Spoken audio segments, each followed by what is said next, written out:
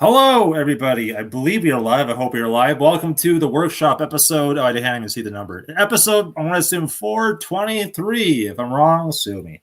My name is Scott Porteous. I am the founding father of the Comedy Workshop. Of course, nobody else will call me that because it's too weird.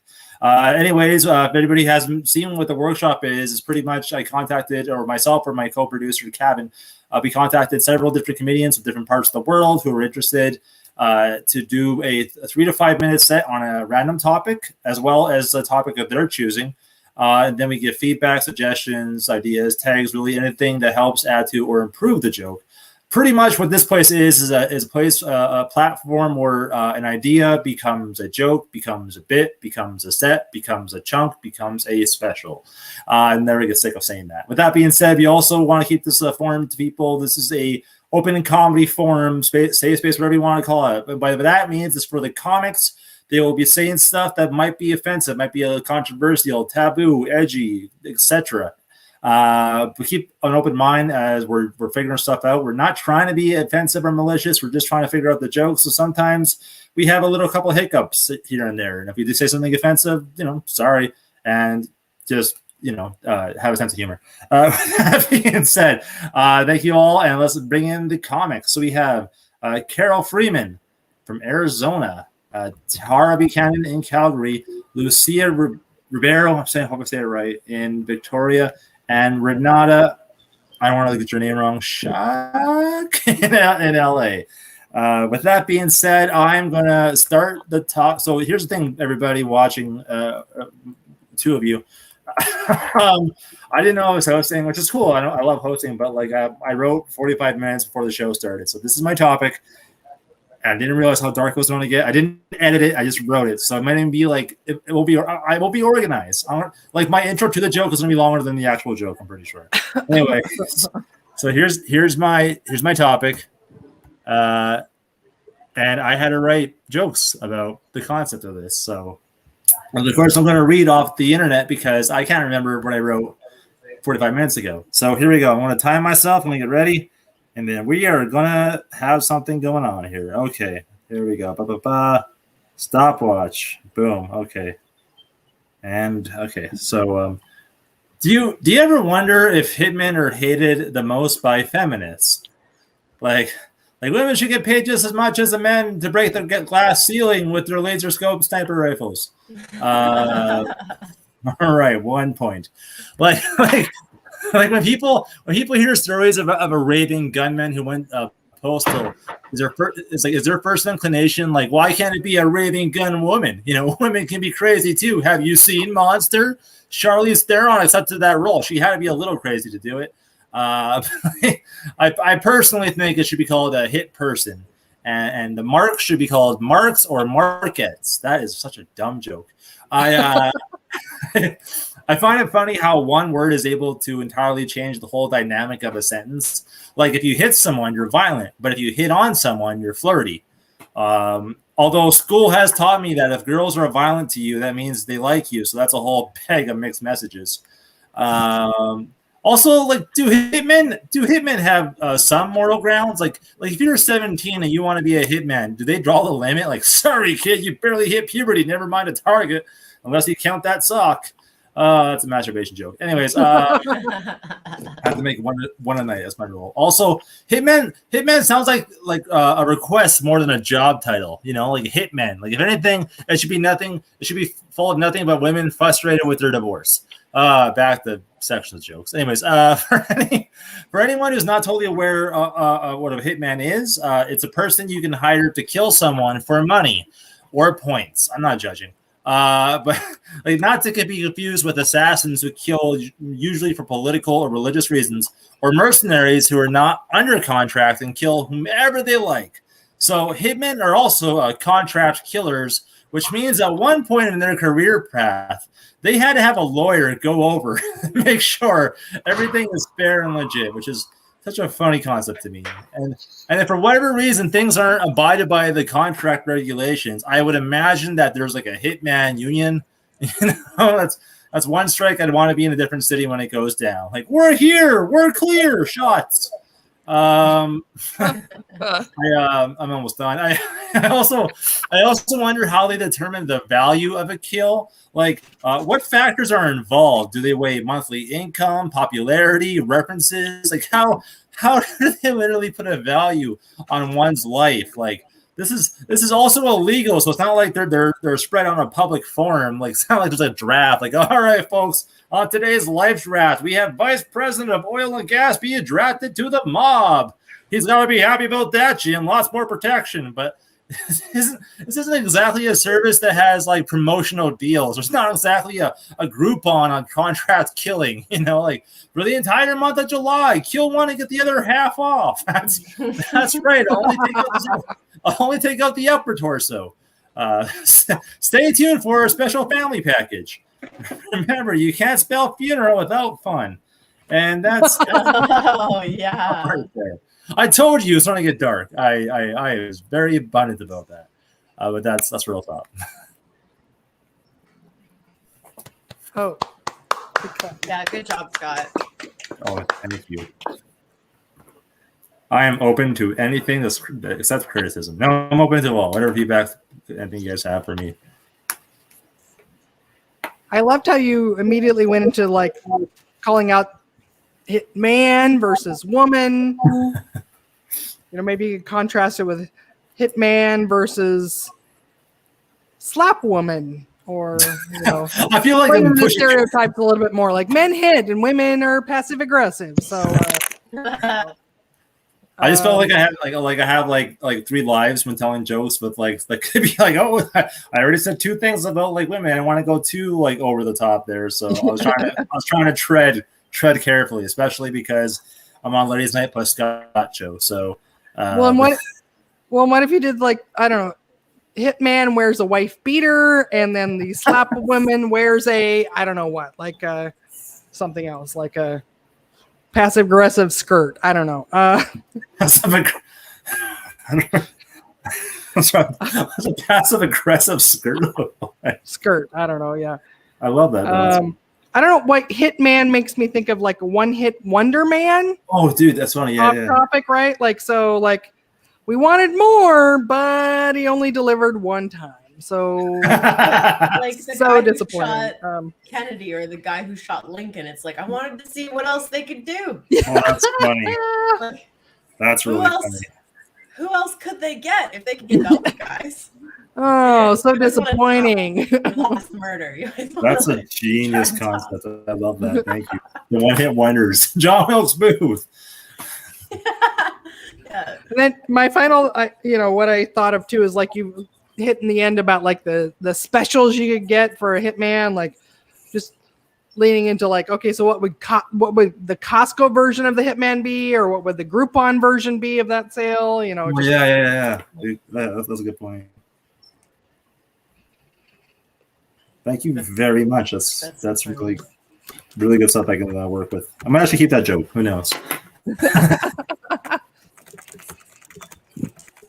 Thank you. Anybody else? Yes, I like how towards the end you're like comparing it to buy one get the second one half off or whatever, and to me it just kind of brought up the concept like how come murder isn't more mainstream. I mean, it's on Netflix, so it's pretty mainstream. I guess the premise would be like, how come it's not more mainstream? And then you'd have to start justifying it to the crowd why it's okay to murder. It's like, well, it's okay to maybe I don't want to get too like controversial, but anyone else have something that they could leave it to the Canadian to be like, sorry for my controversial thought here. So I don't want to assassinate your show, Scott. So okay. Honestly, that's offensive. Sorry. I have a joke that's like, women are, when it comes to like abortion, like women are allowed to murder, like we give it life, and so we may take it away. Like, the other day I was on the phone with my mom, and she had just finished sending me $100. for grocery money, and then I said I had to get off the phone because her voice was annoying my ears. So I think if you're a parent, you're allowed to murder your kids, like this sort of thing. Can we put that in a meme? Yeah, Hi, yeah. I'm Tara Buchanan. I want to share this message. If you're a parent, okay, sorry, that's right. Yeah, Thank you're you. allowed to do it. It should be illegal. Thank you, Tara, for that No. PSA. Lucia or Renata, do you have anything? Yeah, you I've wanna got add? some feedback. So when you mentioned the Hitman Union, I was thinking about how maybe they have annual general meetings, and like the wife of one of the I don't know what they're called. One of the brothers is on the board or something, and the other women are jealous. And maybe if you're a treasurer, they don't kill you because you know where all the hidden money is, and it's the president that maybe of the union board that is different, like every AGM, maybe annual general meeting. So what if there was like a Forbes list of the value of people? Like there's like your actual net worth, right? And then there's also your assassination worth. Oh, but the assassination is usually political, and Hitman is like. Political, religious for us. Did that conversation happen today, or am I remembering something from my week? What kind of conversations do you get into? Yeah, I know. It's like, huh. A passive aggressive skirt. Maybe it's like really long on one side, short on the other, but the short side is literally shorts. I don't know, because like you're hoping for maybe seeing part of the side hip of the woman, but it just ends in like shorts. Or So if it's like passive, or if it's like skin tone shorts. yeah. Oh. Yeah. A gun person. That's another possible word. Gun person. Right, gun person. Yeah. But it's just it just gets so watered down sometimes, like these politically correct terms that we have for things, you know, how there's like accommodations for everybody. I guess I'm in on the PSA now, part of it myself. Yeah. I won't do it. Like, I won't do the whole thing, but I had this like idea for a sketch where it's like even politically correct, like person. Well, we can't say person anymore because the word "son's" in there, which implies a man. Right. Yeah. Right. Right. And I also wrote down because man can't be violent to woman, because there was one part where you were talking about how women can be violent to men, but I think you didn't like mirror your phrase. That makes sense what I'm saying. But it's so basic, I guess, to say because men can't be violent to women, that's a given. But still, like, there's just different ways to put that same sentiment into other words. I'm not saying anything. I don't know what I'm saying. You're saying you have conversations about assassination with random people. Just teasing. No, I appreciate that. That's really some good input. Thank you very much, listening. Cool. Sure. No, you really did have some good input. I wrote it down. See, there's words. Renata, do you have anything you want to add? Yeah, can you hear me? I can hear you loud and clear. Oh, awesome. Yeah, jumping on Lucia's bandwagon, I do think it would be a good character, unfortunately not for you, about a feminist person coming to an agency or sketch and demanding the profession of hitman be more available, more inclusive, and then it could be more just men and women, like less people of color right now not represented, so you can build a whole sketch about that, really. And yes, change hitman to hitman or women, hitman or woman, actor and actress. What else? I feel like the Hitman Union is the one that would be actually listened to because they have guns, you know. Um, so, and then I also think it's interesting that women kill with words, you know. So, and don't go jail for it. So you can hire my wife or girlfriend to assassinate the person you hate with words, or assassinate one's character. You know, we can go this route. That's really good. I like that. And then I feel like there is a joke waiting that you can write a one-liner connecting lady killer with hitting on and hit. You know, like, oh, they told me to hit on that woman, but I hit her, like, you know, killed her, and then something lady killer. So I feel like there's opportunity to connect them. Oh, that yeah. sounds fun. If you're a bumbling idiot, like the dummy is like, I was supposed to kill somebody, but I just hit on her. Yeah. I agree. I love that. Thank you so much. No, great ideas. So many juicy ones. I appreciate that because that was just me panicking of running a set. So thank you everybody for all the feedback and the advice and the dark web knowledge, Lucia. No, awesome. Thank you so much. I forgot to put the spotlight on me, which is totally fine. But Carol, I don't know your topic, so bear with me. Can you let me know what it is, and I'll put it up. Oh, should I whisper it? No, it's My not like top- the password. is. The password is dramatic exits. Okay, I'll let you know when to start. I'm just getting this ready, so anybody who watches was wondering when we're talking about dramatic exits for 5 minutes, they'll understand the context. And I'll put you on the solo layout. No, wait, not solo. I want to do this better. Hang on. I'm not techie, guys. Bear with me. I'm going to do this. I got this. Boom. Okay, there we go. Got it. So whenever you're ready, you let me Are we know. ready? All right. Carol Dramatic exits. Freeman. Oh, we're ready. Okay.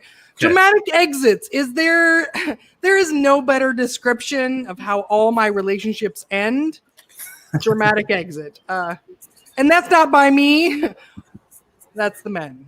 Why do they got to be such drama queens? I mean, I do like it when the trash takes itself out. And I really like it when my calendar clears out of unnecessary time wasters as well. But I mean, dramatic exits is also a good way to describe my feelings after a guy discards me. Like, I'm done. I'm so done. Well, earlier this week, y'all, I had the lucky opportunity to meet a public masturbator. It was a life-changing experience. I mean, some might call him a wannabe felon, or as his dad referred to him, ne'er-do-well, lazy ass, can't even get a decent prison sentence, Johnny. Anyway, I was eating lunch at my private apartment community, gated pool, when I noticed over my left shoulder, there was a dude just kneeling down on the sidewalk, and I was like, oh, what's this guy doing? Does he work here? Is he pulling weeds? Nope. He was pulling his wiener. That's what he was doing. Now he ran off as soon as I started yelling, "Not again, Uncle Victor!" I did report it to the cops, and they asked me a whole bunch of questions. They wanted a full description of him, and they also wanted to know which hand he was using. I was like, all right, how are you guys planning to use this information? Like, are you going to set up some kind of an entrapment interrogation room? You're going to put on some MILF porn and bust into the room and be like, aha, left-handed, eh, Johnny? I think this is going to be a new Hulu series. It's going to be called Sherlock Holmes, SVU. Dun dun. Oh my God. Okay. Another dramatic exit queen is fucking COVID. COVID is like the drunk girl at a party that only showed up because she's trying to catch her ex with his new girlfriend. It's like, and then another thing, like Delta variant isn't even that pretty.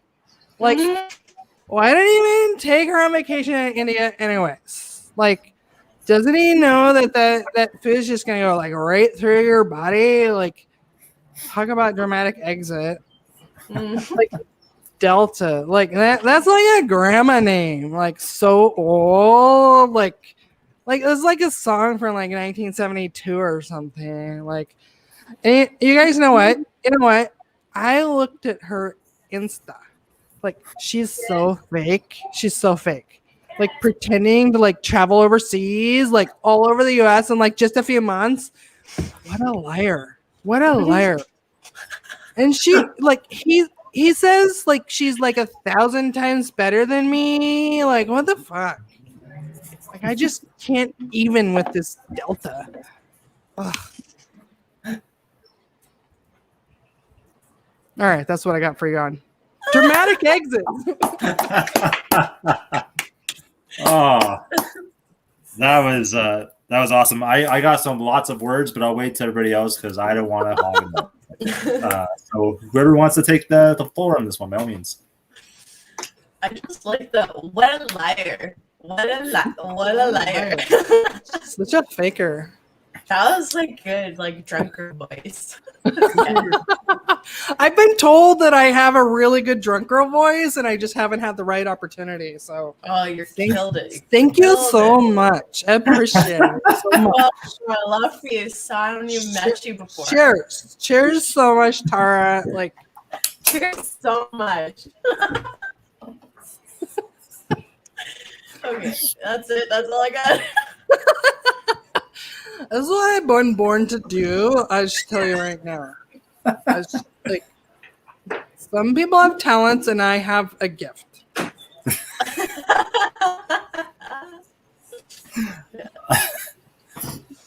Lucia, Renata, do you have anything to add? Yeah, I do.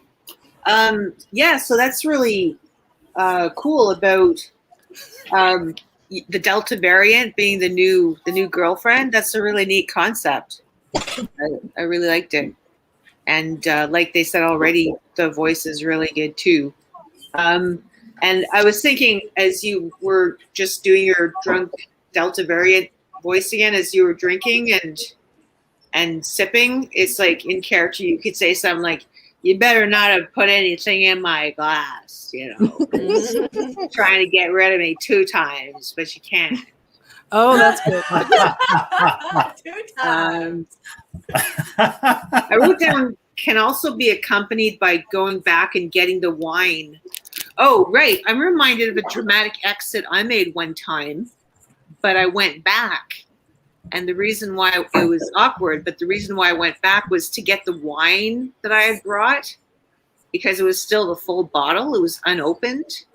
And I just went back and got the wine. It was like a family thing. It wasn't a big deal. Don't want to waste it. Nobody drank it, so I just had to go back and get it. Yeah. And a question, what's a decent prison sentence and charge?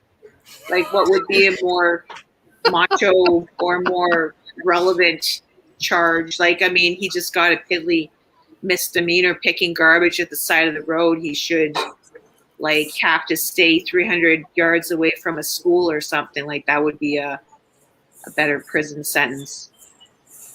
Well, it was played. So it in the U.S. I don't know what it is in Canada, but in the U.S. actually public masturbation is a felony crime. Like, so if he got caught, like he'd have to serve prison sentence. He'd have to actually go to like he'd have to register as a sex offender. It is a felony. So I was making fun of the fact that like his dad was like, oh, he's not even good at public masturbation. He can't even get caught and get a felony. So okay.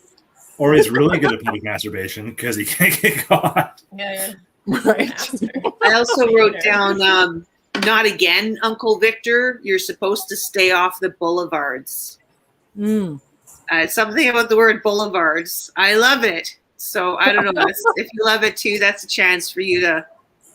And you know what? You were talking about Delta, and you maybe I don't know, but there is a song by Helen Reddy called Delta Dawn. Well, before it was sung by Tanya Tucker in 1972. So. Oh, okay. So yeah, I did say something about like that's an old song in 1972, but yeah, like it depends on who remembers how old you are, which version you're going to remember. I think so. Yeah. Well, what's that flower you got on? Like, that's perfect from the song, right? There you So go. it's- Yeah, pull in the lyrics of it. I love that. What's that flower you got on there, Delta? Yeah. Yeah, exactly. What's that? And I think lastly, oh, I said it already. Yeah. Awesome. Yeah, so that was great. Thank you. You're welcome. Awesome feedback. And Renata, what do you want to add to that? I think it would be good to maybe add an act out at the very beginning. I really loved your entrance, your dramatic entrance. It was so funny. Dramatic exit. This is how my old relationship ends. But I swear, I'm not the one bringing the drama. You know, there's something like that. That's so good. Mhm, Like, just. mhm. I don't know, puts me like a Southern Belle, like, do declare. To me, it was also really funny that father was saying son is a failure because he's not a good enough criminal.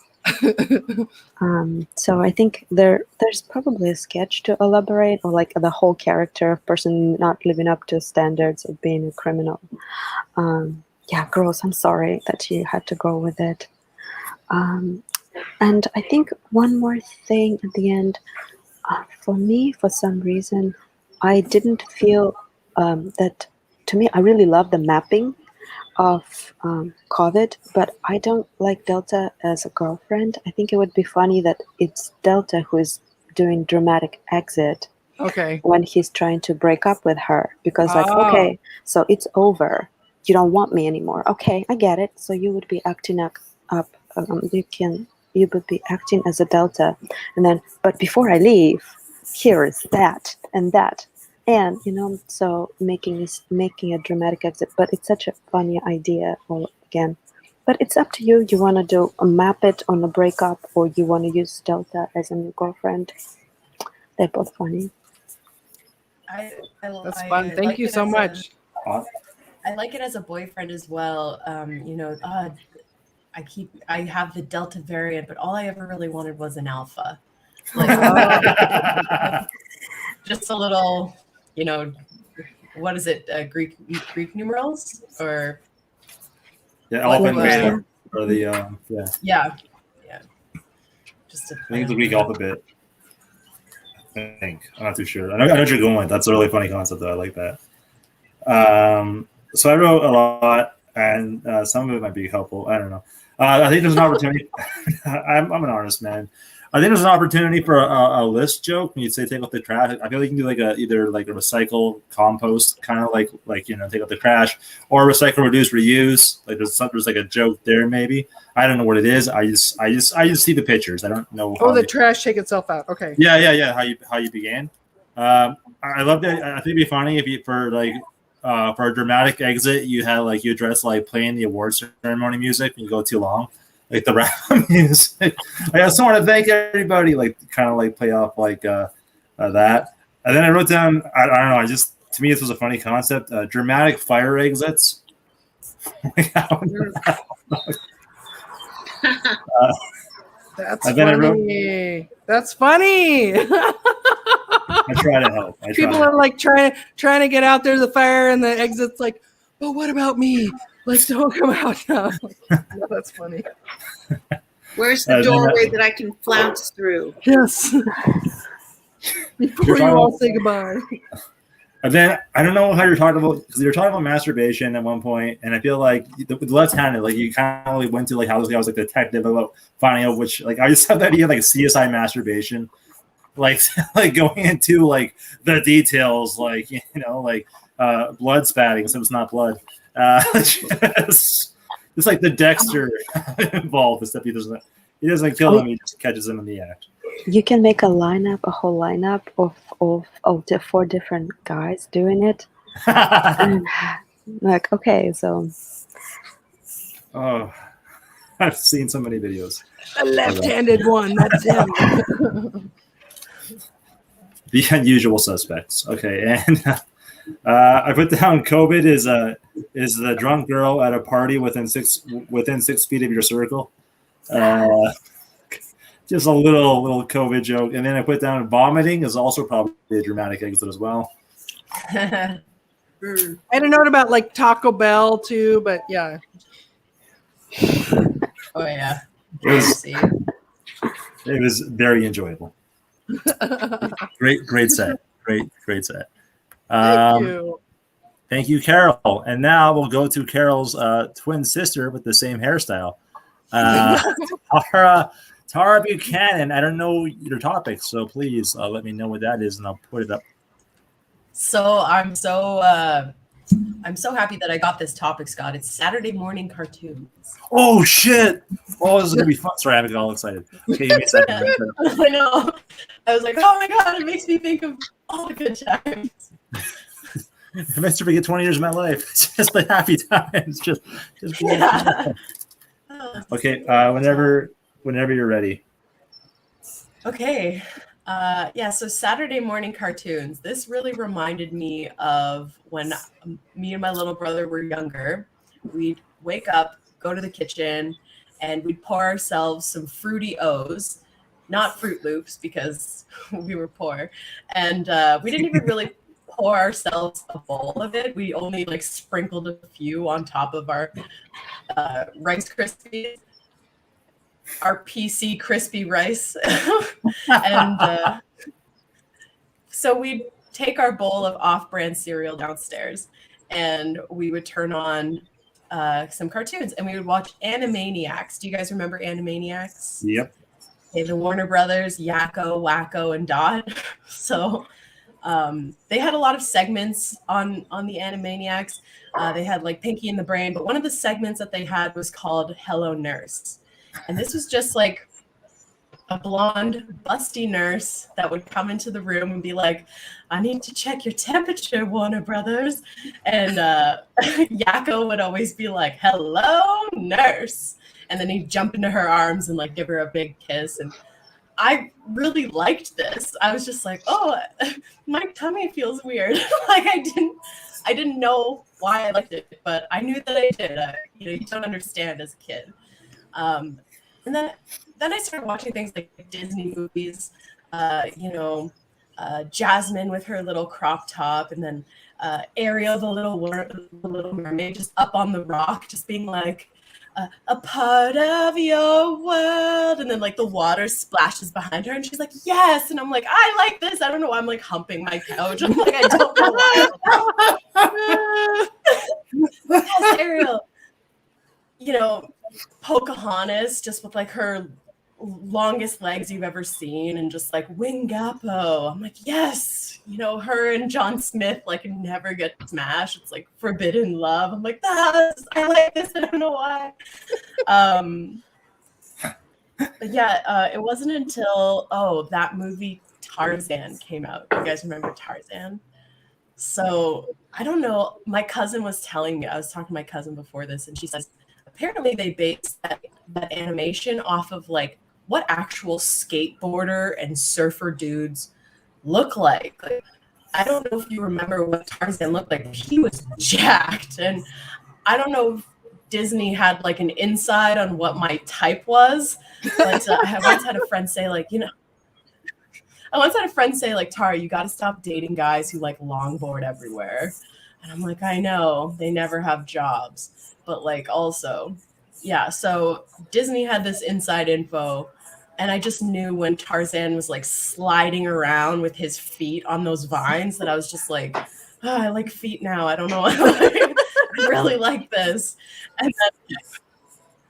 And then Phil Collins and NSYNC like produced the whole album. So I'm like, I want to know, can you show me? Just like the whole thing, so that's what it reminded me of, like Saturday morning cartoons and getting horny and having crushes on Disney characters. It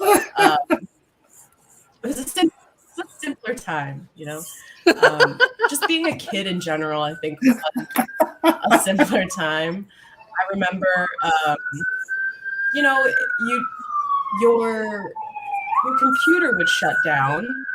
suddenly, it would happen all the time, you know, back in the late 90s there, early 2000s. And you would just stare at your computer, like the bar loading, and it would just say returning to Windows. You'd stare at it for 20 minutes and you'd be so bored that you'd start to play a game where you read it backwards and you'd be like, swap nil,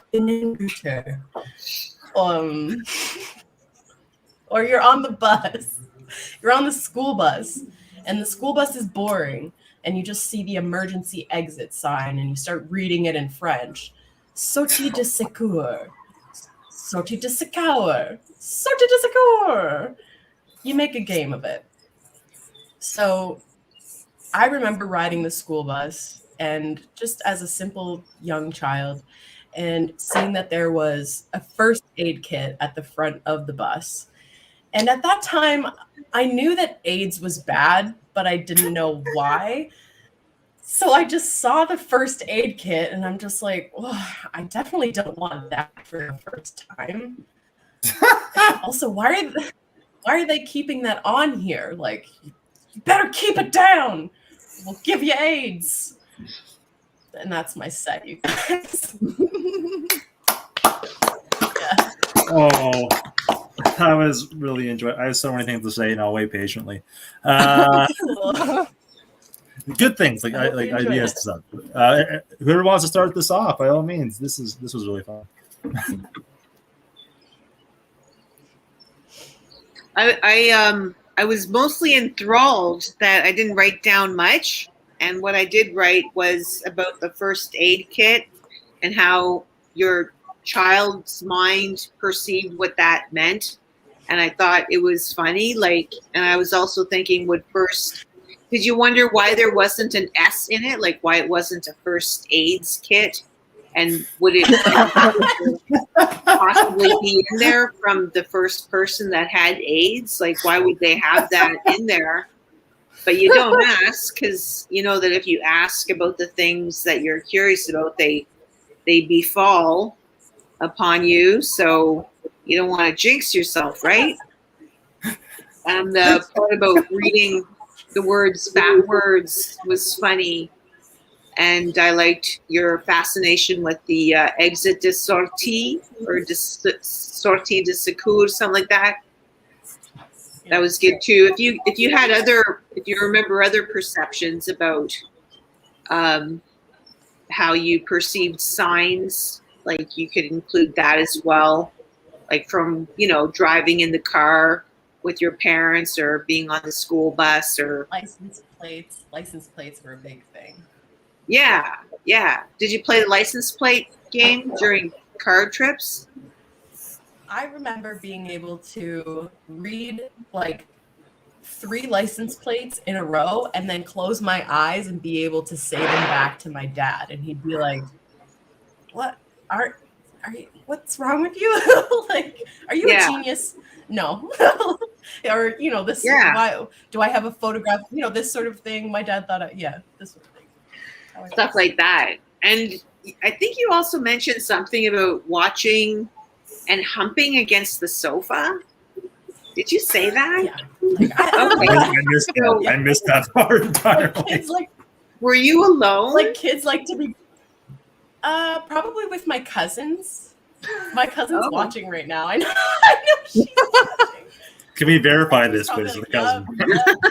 Just write in the comments. Like, we used to just stand in the mirror and as 8 or 9-year-old girls, no older than 10, and we would just jump up and down so that our boobies would bounce up and down. And we would just laugh uncontrollably. We're like, oh my god, your boobies are bouncier than mine. And just just as kids, it's like simple. It's harmless, weird. It's harmless and weird. Yeah. Youthful comedian confessions tonight, folks. Yeah, this is what happened in rural Ontario. Very good feedback, Lucia. Carol or Renata, do you have anything to add? I've got lots of notes, but I'm trying to unify the theme here for you. So Saturday morning cartoons reminds me of a couple of things. One, how poor I was in my childhood. How you had to, like you were savoring the one sugary cereal you had and pouring it over the other one. It just reminds me of my own childhood so much. I was like, we didn't even get to have those. So it reminds me of like how poor I was as a child, but also how horny I was. And like every cartoon was my new fetish. Like everything in the cartoon, it was the awakening of my loins. As you're talking about how Tarzan was your type, I'm just thinking of like that what I don't know who's the singer that has like that's my type. Like just like whatever the cartoon you were watching was like that's my type. That's my type. That's my type. It was a time of That's my type. Yeah. time of self-exploration, and in the end I realized that I'm just toon sexual. Yeah. Yeah, and like that's the first porn that you watch too, because as a young teenager, you don't want to watch regular adults doing porn. It's still too gross or a little too scary. Wait, You so warm it's yourself the up with like the Simpsons training porn training bra of porn. Like cartoons are the training bra of porn. you watch Peter Griffin like fuck, like Lois and Meg at the same time. Yeah, this is horror. This is hot. I never took that stuff seriously, but like definitely the the hentai porn for sure. Yeah, I was into that before I was ever into like actual naked people. This is just the workshop confessional now. I'm just picturing you like your first experience and like why does your penis not have 8 tentacles? This is so weird. You were talking about the sexiest parts of a octopus on Tuesday night. That was good. Yeah. Just like the visual of you like not like I'm saying I'm sure like I'm not implying, I'm just saying I love the idea of you like never like being innocent, never seen like a human dick before in your first time. You're like, what the fuck? Where the tentacles? So Yeah. Or a vagina. You're like both ways are very disappointing. So yeah.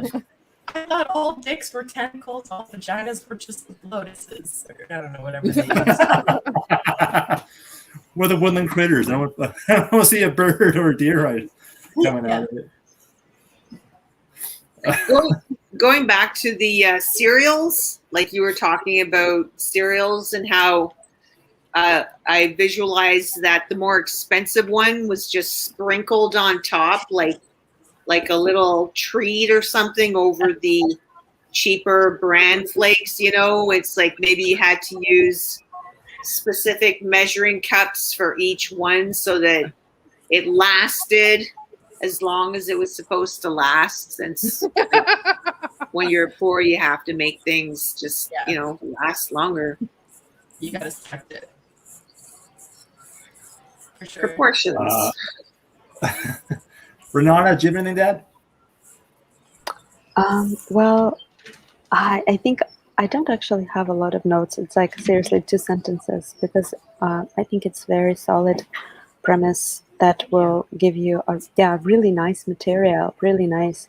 I think if you clean up, it's very funny. So I think a good starting line would be something like, I want to thank Saturday morning cartoons.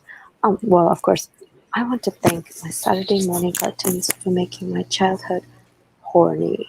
It's like start with a bang. Start with a bang, huh? And then just lay it. Oh, wow, another pun. Jesus Christ. Okay, well, yeah, it's really funny. Thank you.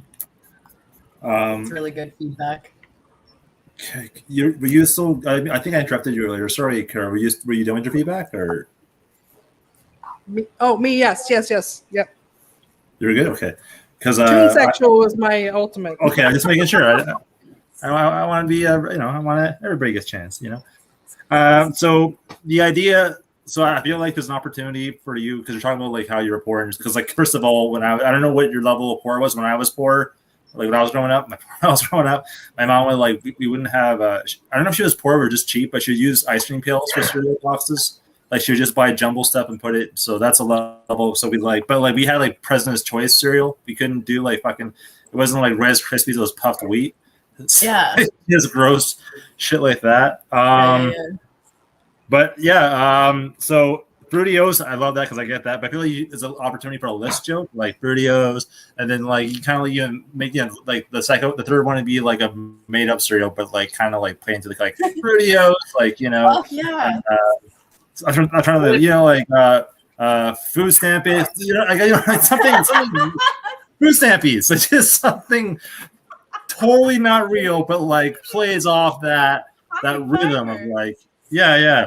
And then you're talking about how you poured your milk. It's like, and you poured a powdered milk, like just like kind of add to it. Half milk, half water. Yeah, make it stretch. Yeah.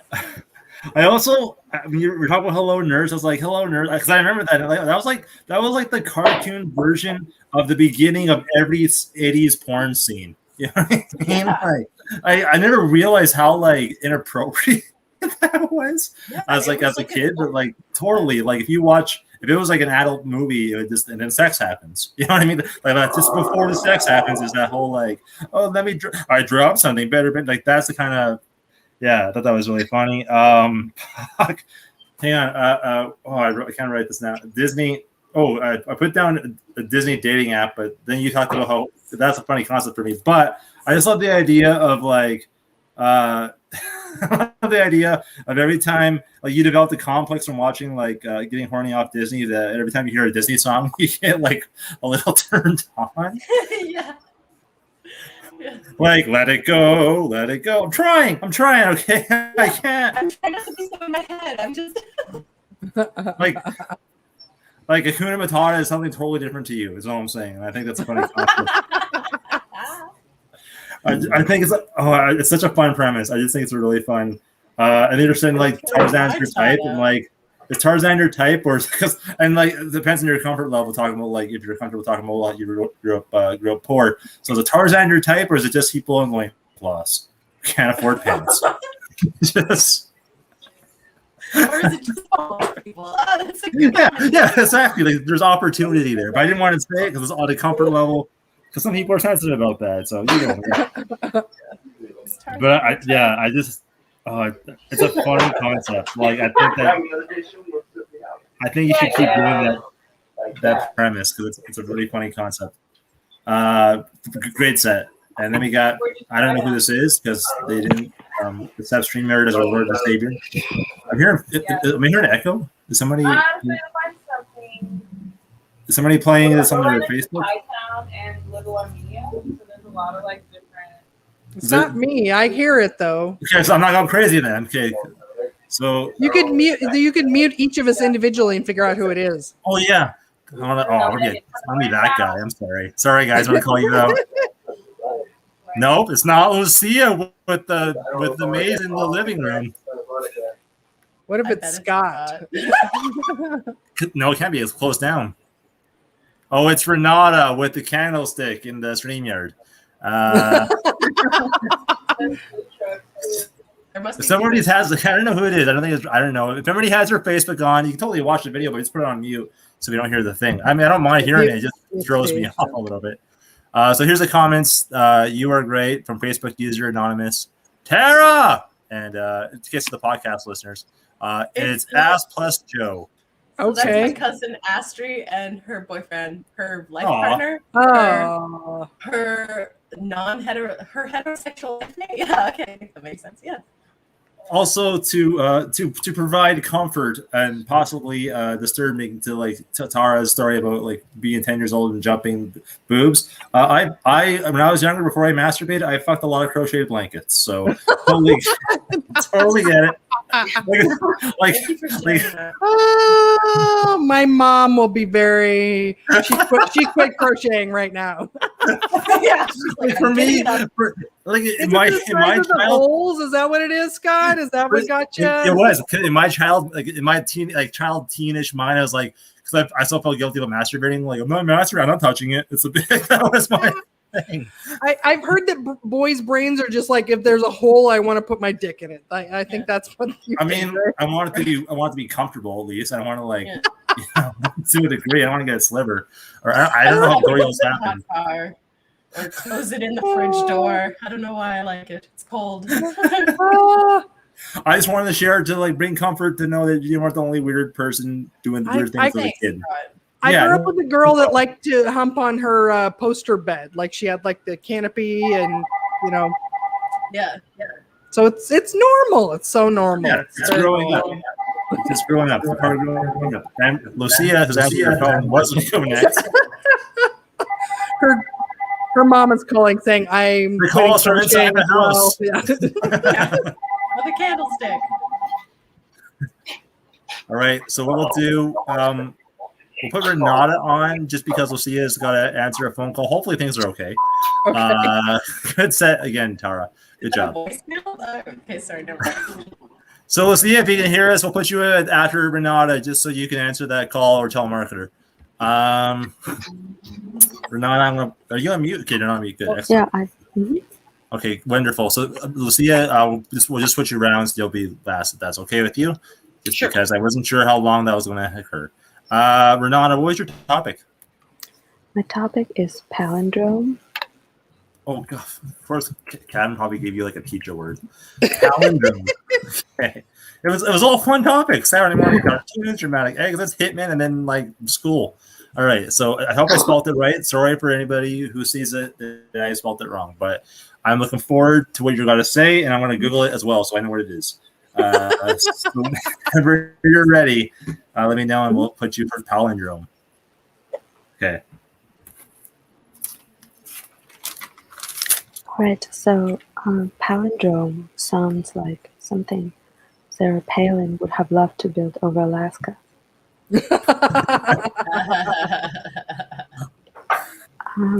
Palindrome seems like such an unnecessary term.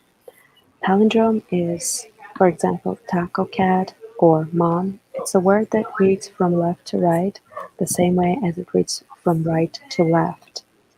And I think, do we really need a word for it, especially such long and elaborate one? So if it reads from the same way from left to the right as it is from right to the left, so it's basically symmetrical. So let's call it symmetrical.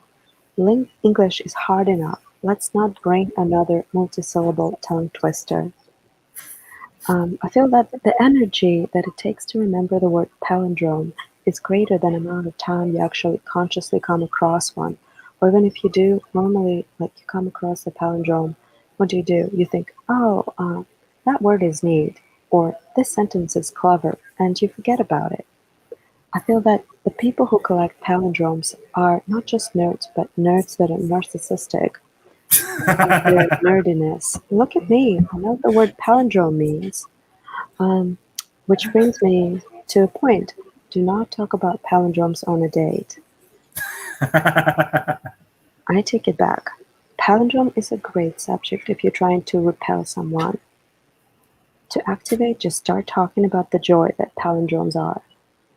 If you must talk about, so you love palindromes, you are a nerd. If you must talk about that term, palindrome, not just palindrome, any word that most people need a dictionary for, maybe leave it for the sixth date. Once you've already had sex, you're super comfortable with each other, now you can bring up palindromes because they're not fun. Palindromes, I feel like, is something that people used to enjoy before TikTok. You know, in the 16th century, there was nothing to entertain, so people were like, wow, look, this word looks like the same way backwards and forward. Wow, look, come over. Want to see something fun? This word reads from left to right, from right to left, the same way. Wow. There are words like that, so you got the idea. Did you know that palindromes are so rare that there are people who make careers out of producing palindromes, which is crazy. So they're like, if you read Wikipedia article about palindromes, there are notable scholars of palindrome. So if you want your name on Wikipedia, you can famous for making palindromes, producing palindromes. So palindromes are also dates, so it's symmetry, basically. The word reads the same way, this way or that way. So the numbers can be palindromic. It's like 111 or 1221. It's interesting that people like to pick those kind of dates for marriage, so it's easy to remember.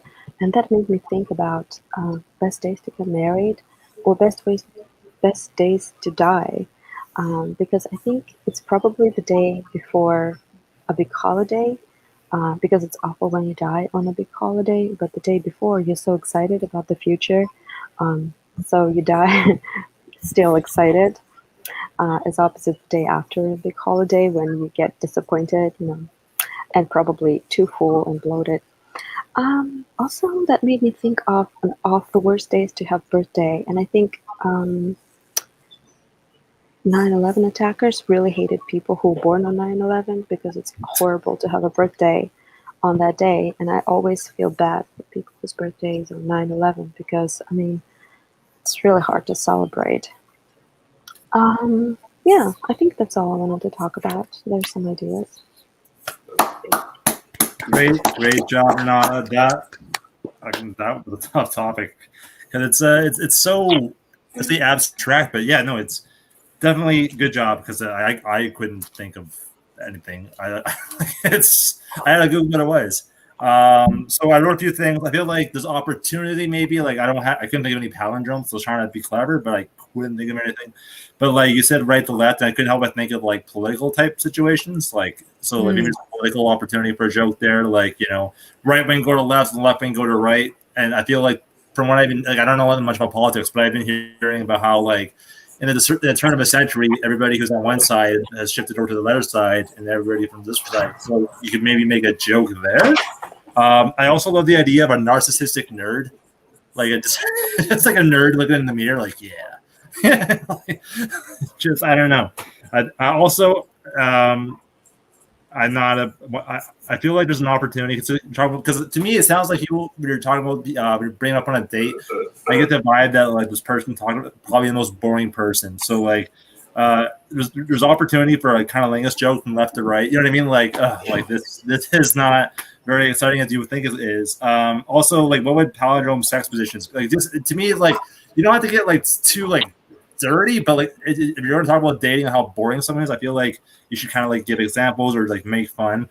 And then I wrote one thing. It's not a palindrome, but I put down disappointment, or another palindrome for that is dad. Just like a little jab, but that's all I can think of. It's a hard topic. You did a good job, but I couldn't think of much to write. So yeah, good stuff. Thank you.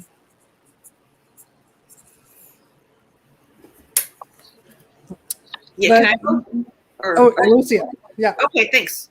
I thought it was really quirky and interesting how you approached a hard topic like that.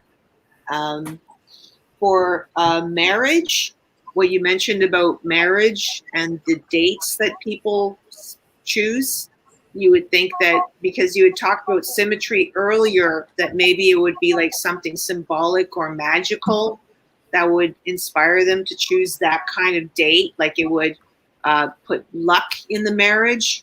But it's just, just so I can remember the date easily. And like, whose idea was that anyway, the man or the woman? Like, that sounds like something a woman would come up with, right? But it sort of works to the man's benefit, since they're apparently, what a bunch of stereotypes I'm raising here. Because usually it's the man who's perceived as a goof that can't remember the date of the anniversary. Another note or whatever. I loved what you said about come over, want to see something. That was just so great. I love that. And it's just hardly any words at all, right? It's like the way you said it and the idea that somebody's going to like drive through LA. What would be the quickest way to the palindrome, so that somebody would drive to go to your place and see the palindrome rather than like you sending them a screenshot or something. I don't have a computer. You got to come over. Or, I don't have a computer. I have to come over. And also about Oh, I should say that I didn't actually hear your first sentence. What was your first sentence when you started your routine? Oh, it was a joke that palindrome sounds like something that Sarah Palin would have loved to build over Alaska. Yes. Okay. Yeah. Yeah. Oh, it would be a tournament like Thunderdome or. I was thinking that too. Instead Okay. of like Mexican Wall, it's a palindrome. Yeah. Over Alaska. Alaska. Right. Just two nerds fighting with their words. Palindrome. And you were talking about if you want to repel someone on a date, palindrome them instead of having arranged for somebody to call you half an hour into your date. I don't know if that's still something that's relevant because I haven't dated in a long time. Yeah. Awesome. Yeah, great routine. Thank you, Lucia. I just want to address the cat in the room because I love cats. Thank you, Carol, for bringing that. Brought me joy. That's right about the MR feedback, Tara or Carol. Yeah, I just want to piggyback on Lucia's because that was my favorite part of it as well as like this boring date or kind of like this idea of like old school fun. Like somebody who's not on social media is also going to be somebody who's going to invite you over for like, hey, do you want to do some crossword puzzles and palindromes? Like we're going to have root beer and plain tofu. Like it's going to be a hoot. Let's solve the jumble. The what? Oh, the jumble. Let's solve the jumble. Oh, okay. Right. Okay. It's hard to find things right in this interface. I feel like there's an opportunity to do like the word search joke, like word search, clitoris. Where do I find that? You know what I mean? And then maybe you could tie it back into like narcissistic nerd in some way. That's a good phrase. Thank you. So helpful. Everybody else is missing out. They're all like focused on the social media stuff, but like I know the fun that everybody's missing out on. Tara, anything to add? I just don't like how the word palindrome is not a palindrome. I was thinking that too. Also, I've been in a situation where I felt like I was talking about palindromes a couple of times with someone I can think of specifically in my head right now, where as I'm talking, they begin to yawn every 15 to 20 seconds.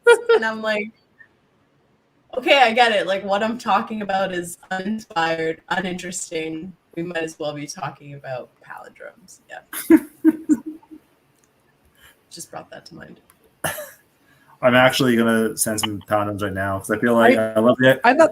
I thought somebody was trolling this workshop, and then I realized like no, the workshop is trolling this workshop right now with their palindrome. Because I feel like the reason why I'm doing this because I feel like I love the idea of like someone talking dirty in palindromes. Yeah, let's like, get slut Nick the sex and Tulsa. What did you say, Scott? I love the idea of someone talking dirty but in palindromes. So a slut Nick the sex and Tulsa. Eros City, my end is sore. Oh yeah, how big is it? Like a kayak? How fast can it go? Like a race car? It's so dumb.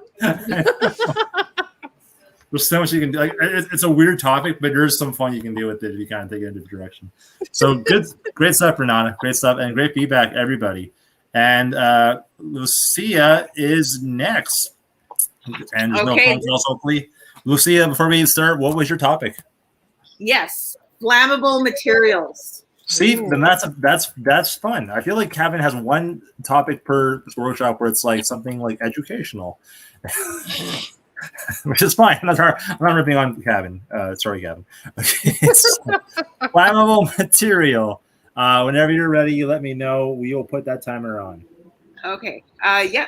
Flammable materials and their resulting vapors lurk around every corner, kind of like a pedicab driver in the summertime in a tourist town.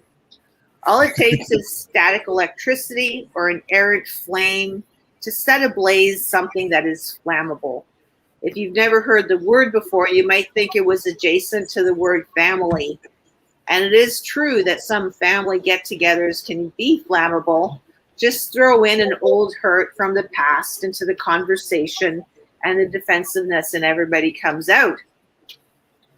Fire sometimes happens because of friction. Maybe some Boy Scouts rubbing sticks together to start a fire. You might worry that if you fuck hard enough, you'll set yourself aflame. But moist little heathen that you are, that isn't likely. Some examples of flammable materials are gasoline, acetone, and toluene. Toluene. That last one sounds like it's a planet in the Star Wars universe. And acetone is a nail polish remover, and diethyl ether is also used as a recreational drug. Maybe that was an outdated reference I found online about, I don't even know how to say it. All I can guess is a fire if ignited or if their vapors encounter open flame. Oh, all can cause a fire ignited or if their vapors encounter open flame. I sure wish I had some open flame on the bus this morning. The air conditioning was so cold I almost decided to go back home for a jacket. But then, of course, the next bus I got on wouldn't have air conditioning, and then I'd be too hot. And that is my effing topic. Thank you for your kind.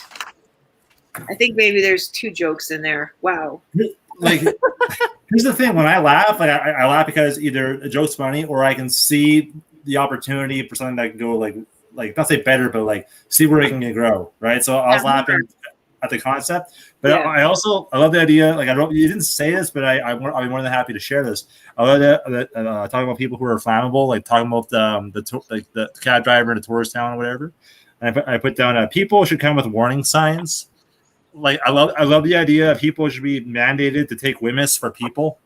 Like, you know, you have to like take like this, like, I don't know if it's a US thing, but like in Canada at least, when you're certain jobs, you have to take like a test to like understand all chemicals, like, you know, when you're cleaning agents, stuff like that. I feel like that'd be a really funny concept for like people. Like handling certain people, you have to do certain things, like make sure you don't do this, but they might, you know, it might ignite them, it might be poisonous. Like so to me, that was like that's where I took it. I think that's a really funny idea because you triggered that thought when you mentioned like the cab driver set off kind of thing. So I would just my mind went there. Also, this is really dumb, but I put down acetone sounds. Acetone is used when you make reverse kegels. Okay. I don't know.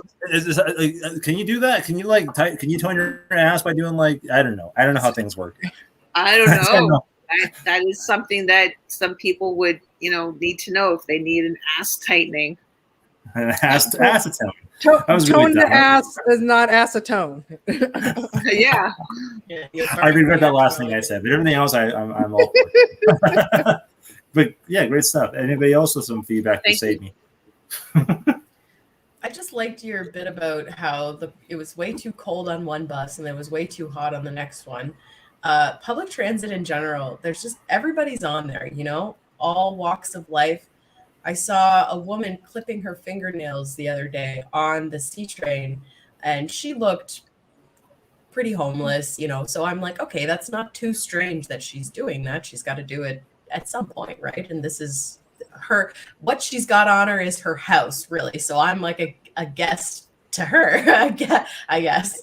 But then the other day I was sitting on the C train platform and a good looking guy came down the steps and we like made eye contact and I was like, oh, he's cute.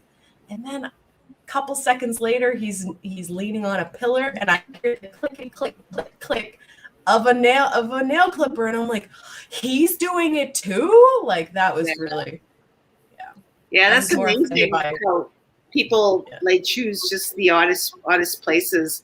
But that was interesting what you said about the woman on the C train and how she was wearing her house. That's a really cool. okay. That's a really good description. Yeah.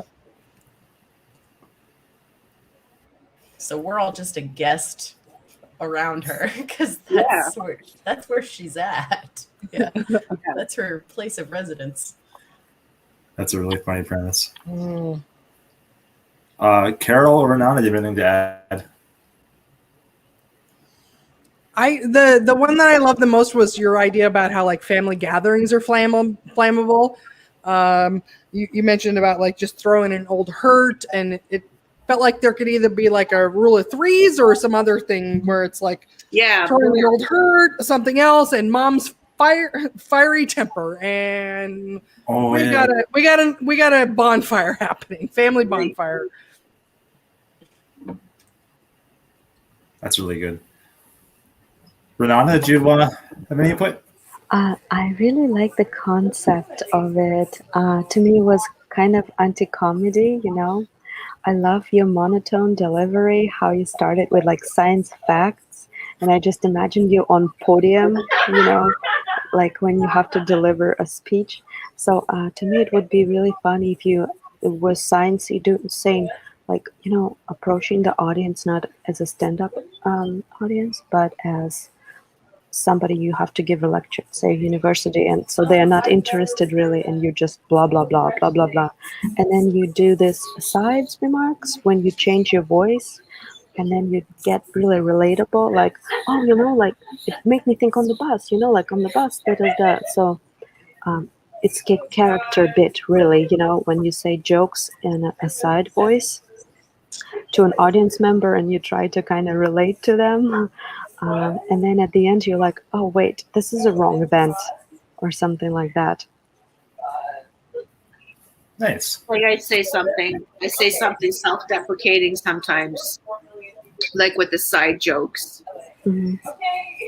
Yeah. Yeah, But to me, it was sorry, I would really like it if you were delivering this speech like very educationally, and then just be like, I wish I could set this person on fire. I just think, Like dry, like just super dry. and then just go, and then like, and maybe just pause like a little bit insanely, and then continue. I just think just your delivery and your look in general, that would kill me laughing. Like, They heard the demeanor. I hope you don't take that the wrong way. I think you kind of emanate comedy, like. Oh, okay. Yeah, that's what I mean. Emanate. Yeah.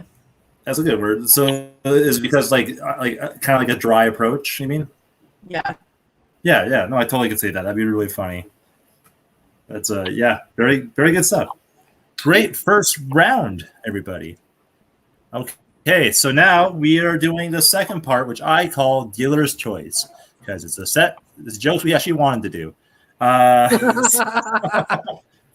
So with that being said, I'll start again. This is I only did this once, and that was last night, but did okay. So I'm going to do it again, but I want to read because I don't remember all my set. So this is actually like a bit of a history joke, because this joke is about the Black Death. So bear with me. Okay, here we go. Hang on, no, wait, I'm not ready. Hang on, stall. Okay. This StreamYard has been sponsored by. No, okay, here we go. Here we go. Okay. So I can't help but wonder when Europe was going through the Black Death pandemic, if there were villagers that were like, "It's not a pandemic, it's a scandemic." It's not the Black Death, it's the hack death. Like, it's not the. It's not the bubonic plague. It's the bubonic plague. You know, like they weren't that imaginative back then either. They didn't have much creativity. You know, like my apologies, not my apologies. It's just the king trying to control us. Like there are people with visible signs of the bubonic plague. You know, like that's nothing. Just a bad case of the lung. You know, like. People grow giant boils on their skin all the time. Like town crier, more like town crier. Like hundreds of thousands of people were dying, and there was like a swarm of people that were like that's not the plague, just the flu, right? And on the other side, there was like a group of sick protesters chanting like "Black Deaths Matter," right? Also, on that note, did they really have to call it the Black Death? I feel like the death plague would have sufficed enough because people are dying. You don't have to add race into the situation. You know, like that's as bad as calling your testicles blue balls or your ceremony a red wedding and your opinions white privilege. You know, I just feel color isn't as impactful as the actual event. And another approach that was and this happened way before vaccines, right? Were invented. They didn't use proper medicine either. Like they used to put leeches on someone's body to suck out all the poison, like leeches. You thought dogs and peanut butter were kinky, but they would have leeches on you in theory to suck out the bad blood and only leave the good blood, right? As if leeches ever follow the moral compass. Like, when has someone ever been leeching off you and been a good thing? You know, like I'm sure we all have those roommates that were like, "Hey, I only ate all the expired items and food you don't like." You know, like it's never been a thing, right? Another approach that was made was bathing in urine. This is according to YouTube history. Like, I mean, long before it was a fetish, people would bathe in urine. But they legit believe that bathing in urine, I'm hoping your own, otherwise I'd just be gross. But they believed it had healing properties. So, like, the next time you were caught pissing yourself, you just tell people that you didn't have an accident, but instead you're practicing medicine to get your PhD. I fucking said it. I don't care. I'm totally throwing a P joke in that one. They also practiced quarantine and social distancing, but it was way different back then. Doctors wouldn't wear masks to cover their bottom face. They would wear like bird masks to cover their entire face. And they have like 40 days of isolation. And I'm assuming they have a giant arc for people to quarantine. I don't know how else to end this joke, so I'm going to stop there. That's the I also love it. I put flammable material on here. Okay, that wasn't my topic. It was explosive. All right. You're talking about the pandemic, and you went on this little tangent, and all I could think about it was like, Gordon Ramsay is super offended that we're calling it a pandemic. He'd prefer we call it a cookie sheet demic or a spatula demic or some kind of a great cheese grater demic, but not a pandemic. That's, I don't know. That's dumb. One of the last things you said was something about like a bottom face cover, and then I just started to think about how, because you emphasize like bottom face, and I'm thinking like, oh no, that's called a merkin. That's you know, like bottom face covering is something different. That was back in the 1800s when they were trying to prevent pubic lice spreading. I don't know if anybody else knows that obscure reference with like the merkin, but anyways, I just you're talking about bottom face versus whole face, and I'm like, bottom face makes me think of like, no, your bottom covered. Yeah. I just love how you said like obscure reference, and I just talked about the 1300s. 1800s, but anyways, yeah. No, yours was 1800, but I'm saying I was talking about 1300s. That's why I was. Okay. We're on the same page, girl. Trust me. Thank you so much. Right. Yeah. Appreciate that. Anybody else? Yeah, I made some notes. So when you said the Black Death, there was you also mentioned a hack death. Mm-hmm. And I was thinking that a hack death is actually something different. It's when you do like a long list of hacky jokes that don't go anywhere. So that's your hack death. So that's a way to think about it anyway. It doesn't add anything to your joke. It's just a thought. Bathing in urine long before it was a fetish for Trump. Maybe if you feel like tossing him in there. And that was all that was all that I had. Cool. That was a tough topic. It was one that I actually wanted. I had this idea because like the whole concept. The whole concept that what I wrote about it was like I wondered like during the way back then, like the first like biggest plague, there were people that are like, oh no, that's not real. Like I just kind of Yeah, Lost that in was that really cool how you started out with the scam-demic. That's what you said, right? Scam, SCAM. Yeah, Okay, thank you. you're I welcome. like that you were bringing up that they weren't very creative back then when they were naming things. If something was bad, they would just call it black. And out of all of like the wokeness, what verbiage am I supposed to use? What's offensive? What's not? People just calling something black to explain that it's bad or shitty, like, oh, I hit a patch of black ice. Right? Okay, just call it ice. Or like, oh, the Slippery ice.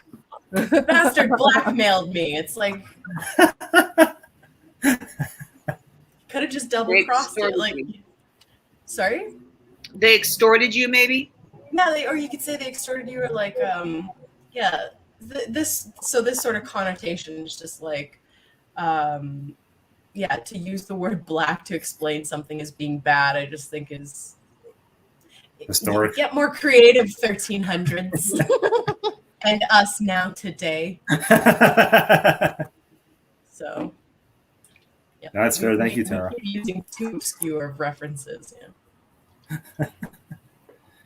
Oh, the masks that the doctors, well, the bird type one. Yeah. the bird-like mask, that was filled with herbals. Yeah, I remember. Herbals, different types of sweet or good-smelling herbs, Okay. so that this person wasn't affected too much by the smell of the dying. And I had the topic plagues, or I had topic plagues a few months ago, so I learned a bit. Okay. Yeah. I also just realized that it kind of reminds me of Spy vs. Spy, those masks. Yeah. Yeah, for sure. Yeah. Awesome. Thank you. Renata, do you have anything to add? Oh, you're on mute, Renata. I can't hear you. Sorry. For me, it's a funny character that is actually tying up with the first one. So you know how often woke people are actually straight white people, and oftentimes straight white males, which is and they are advocating for the rights of people they don't know real situation of. Like it's not. I mean, I applaud you for standing up for their rights, but oftentimes they're wrong at what we find offensive, so I think it's really funny how the first one you were like, oh, not enough women in killing for hire, and now you're like, oh, what's up with people saying black death and black ice, and it's uninformed because black death because of lymph turning black, and then black ice because it's invisible. So it's not actually because black is bad. Oh, no. Yeah, but so you're making fun of this person who is just does not know the situation, but still defends it, And so you want to find a third thing that you would defend that is also makes no sense. So there's one thing, and then I think you're really good at writing characters to me, or sketches.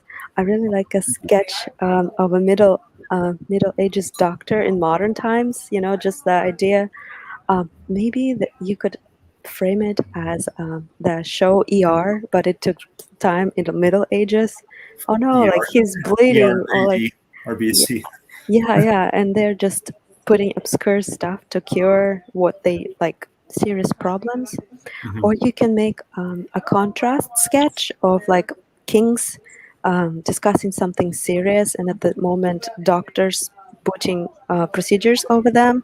So they're discussing like how to annex Poland, for example, in 16th century, and at that moment somebody's putting a bucket of pee on their knee or something like that, something very gross. So I think that could be a funny contrast. Yeah, this is funny. Thank you. Awesome. Thank you. Thank you, everybody, for the feedback. And Can I add something else? please do. Yeah. Okay. So Renata, what you were saying reminded me of something. just a concept of people being offended on behalf of someone else. Like, I don't know if somehow that would tie in to your routine, but like the idea of someone being offended on behalf of someone else without really knowing all of the context of a situation. Kind of like my suggestion right now. And and Renata, you were talking about like it was like emergency or something, or 13th or 16th century medical drama, then like House, right? And Hugh Laurie could be a character, but this time he'd get to use his real accent. That's an old reference to the TV show House a long time ago. For a long time, we thought he was American, right? Hugh Laurie. He plays it well. Pardon me? He plays it well. Yeah, he does. Like Rick, Walking Dead. Mm-hmm. Yeah. Yeah, when that show used to be good. Yeah, well, don't want to get controversial with the Walking Dead fans here. Well, I'll talk about like killing people and being offensive towards other people, but Walking Dead, nope, ain't touching that one. I'm not that dumb. Anyways, thank you everybody for the great feedback and support, and let's get this going with Carol.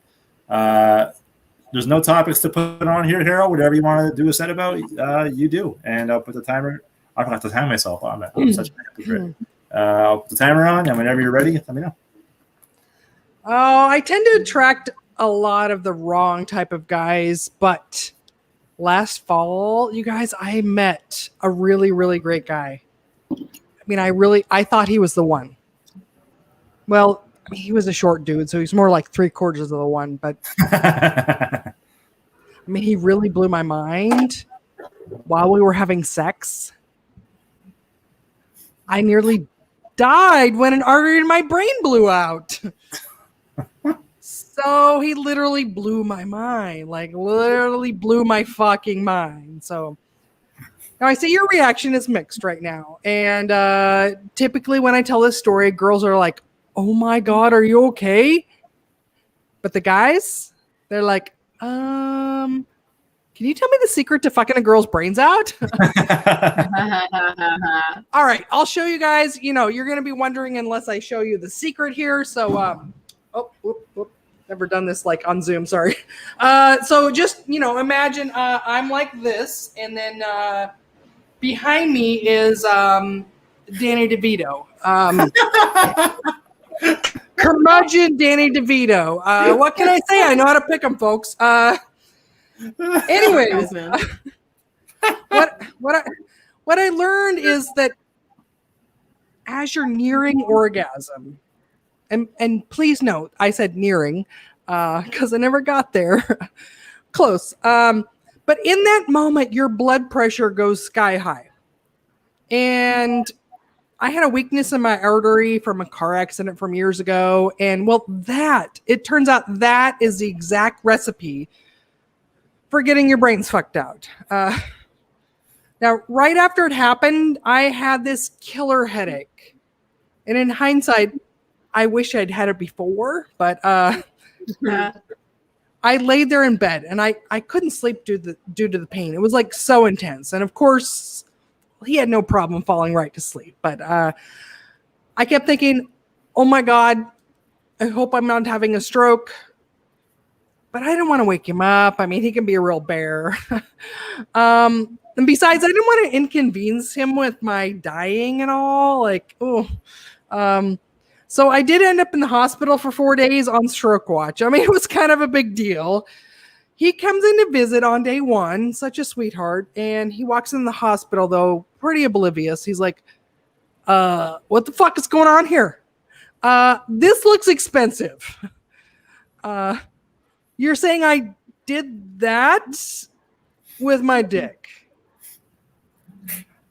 Yeah, he took credit for it because that's what guys do.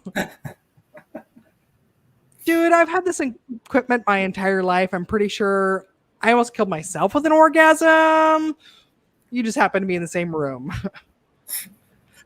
Now, most guys would visit, bring flowers, hold your hand, but not him. I mean, he visited, but then he went home, and he sent me a breakup text message. Hey, babe, this is a lot of stress on me. Besides, it's just gonna piss me off, like thinking every time I'm just gonna touch you now and I might kill you. Yeah, this isn't gonna work out. Like, oh, that's the thanks I get for giving you the best pickup line ever. Like, hey, girl, the last woman I was with almost died of pleasure. Whoa. Apparently, this whole thing like literally went to his head. Like, he thought he needed to change his career and become some kind of a sex superhero after this. Like he was going to audition for the Fantastic Fourgasm. Right. I mean, he couldn't even get me there, so he was never going to get that call back. He suddenly discovered he had some kind of a mutant dick capable of slaying pussy and needed to join the sex men. I mean, he was in his 40s, so it was more like Flesh Gordon. He thought he was going to get Queen to write a theme song for him. I can just hear him in the shower. This is the part where it's a sing-along, folks. Please feel free to join in. I can hear him in the shower. He's like, Flesh, he'll fuck every one of us. Flesh, savior of the clitoris. Now, he did blow my mind one last time, blowing up my phone, asking for forgiveness. Babe, this super dick thing, it's not going to work out so well. Can we just move on? Can we just pick up where we left off? Okay, dude, like, fine. You ready to take responsibility? Cool. I had my lawyer send him all my medical bills. All right, that's it. Thank you guys so much. Oh, thank you, Carol. That was Is that a real that's a true story. Yeah, no, that's Danny DeVito line. Your really life got is me. made for comedy. Your life is made for comedy. That's I mean, like, you know, it's embellished and stuff, but that literally was like my catalyst that was my muse to get me started, like finally get started with comedy. So there's I mean, it's because comedy is tragedy, tragedy is comedy. That's just how it is. But there's just so much you can do with that, like that can grow, no pun intended. But like, the Danny DeVito line, I feel like you can say like he never got me there, and I feel like there's opportunity for like, you know, like Danny DeVito in blank, like some sort of Danny DeVito callback. I feel like there's okay. Also, like I'm just picturing like how big this guy's fucking ego. Like he's starting to like feel like a superhero. Like he fucks for good causes. Like, oh fuck the cancer out of you, or you know what I mean? Like just everything that he. And then I'm trying to picture him as like by day he's just mild mannered Jim Soft Dick, but by night, you know what I mean? Like I feel like there's so much this asshole's ego of like what he believes. Like he like there's like a fire in the building. He's gonna fuck the building. So the fucking, you know what I mean? Like just exaggerating. Like his mind thinks that his dick is fucking Superman. I just love that whole premise. Like he's a shitty person, but I love his ego's fucking, like what do you think he can do? Like the only reason why I can't fly is because my dick's too heavy. You know what I mean? Like, just fucking dumb shit like that. But yeah, very, very funny set.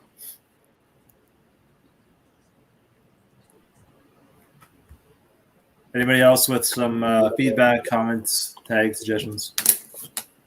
Yeah. I think like that was a great set, and I think right from the start, the reason why you attract the wrong guys, as you say, is because you look like fun. The kind of person that you seem to be, like on screen anyway, you look like fun. And that's what the wrong guys want to be around, I guess. Nice guys might be intimidated by that. They don't like know how to have. No, that's dumb. That's dumb. What I was about to say. I'm not.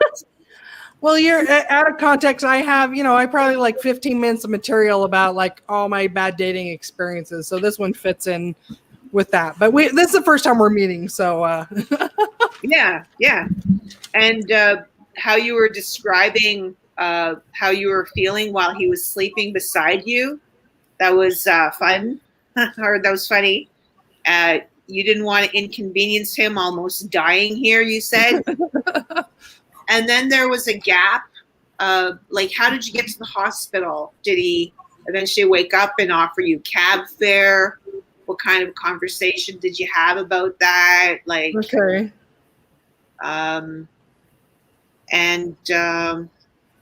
Yeah, so that part, and the way that he broke up with you and then wanted to get back together again with you because like his super dick endeavors didn't work out or something.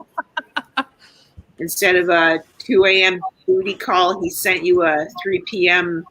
get back together text. I don't know. I feel Yeah, like that was really great. Sorry, go I ahead, feel Scott.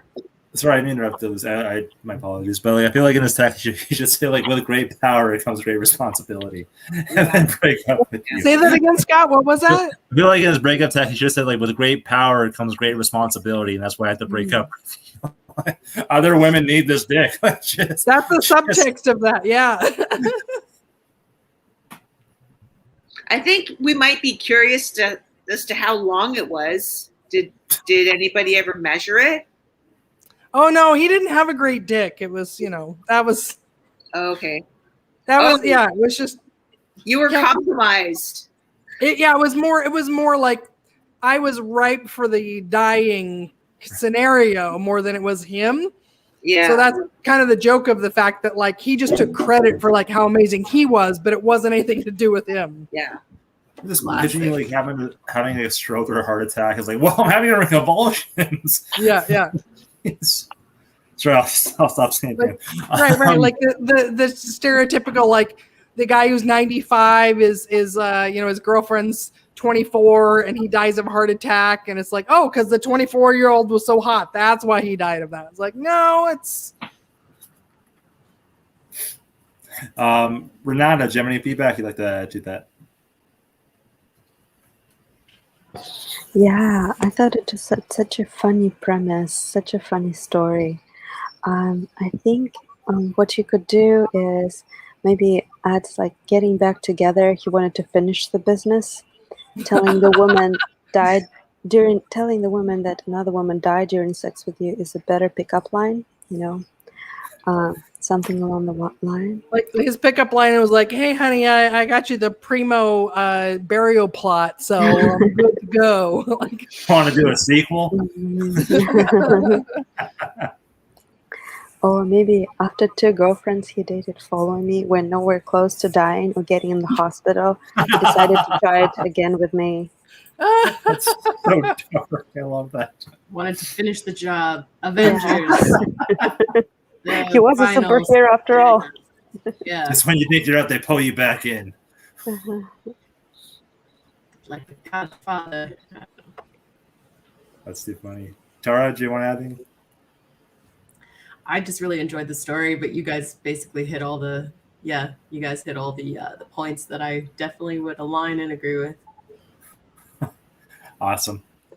Great set, Carol. Sorry, that was weird. Carol, my apologies. And great feedback, everybody. Let's bring it Thank you, everyone. Yeah, thank you. Let's bring it to Tara. So when you're ready, Tara, with your jokes. Oh, I have to set the timer. 12 minutes. Okay. Whenever you're ready. No, I forgot to stop the timer. When you're ready, let me know.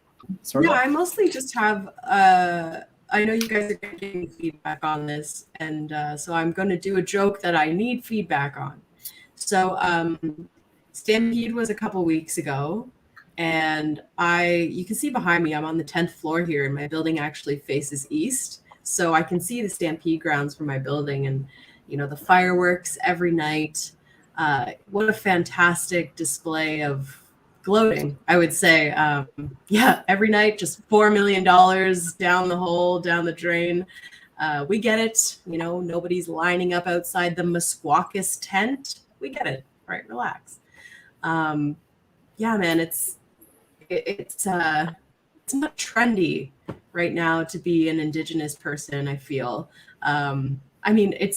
a couple of indigenous things have been trending on Twitter lately, not really in a good way, but and finally, you know, some light is being shone on these people because they're such an amazing culture and a huge part of Canada, our country as a whole. You know, my mother used to work with Indigenous folks up in Northern Ontario, and it was said that, you know, when a terrible trauma happens to a culture, such as, you know, genocide or slavery, it takes about 7 generations or 500 years for that culture to be able to rise above it and finally progress past what's happened. Kind of like Black people in America. I would actually say that Native people in Canada are going to have their day, the way that Black people in America have. You know, people are going to want to look like them, dress like them, sing like them, talk like them. Instead of a fresh pair of Jordans, it's going to be a 6 set of Mocks, you know, and instead of yo, bro, it's going to be sup, nephew, or I don't know. Instead of beatboxing tournaments, we're going to have throat singing championships, and I'm excited for it, you guys. I really am. One day there's going to be a Native prime minister, you know, because there was Barack Obama. So yeah, so that's something that I'm working on. Obviously, there's not a lot of punchy punchlines in it, but I'm trying. This premise is the one that I'm trying to work with.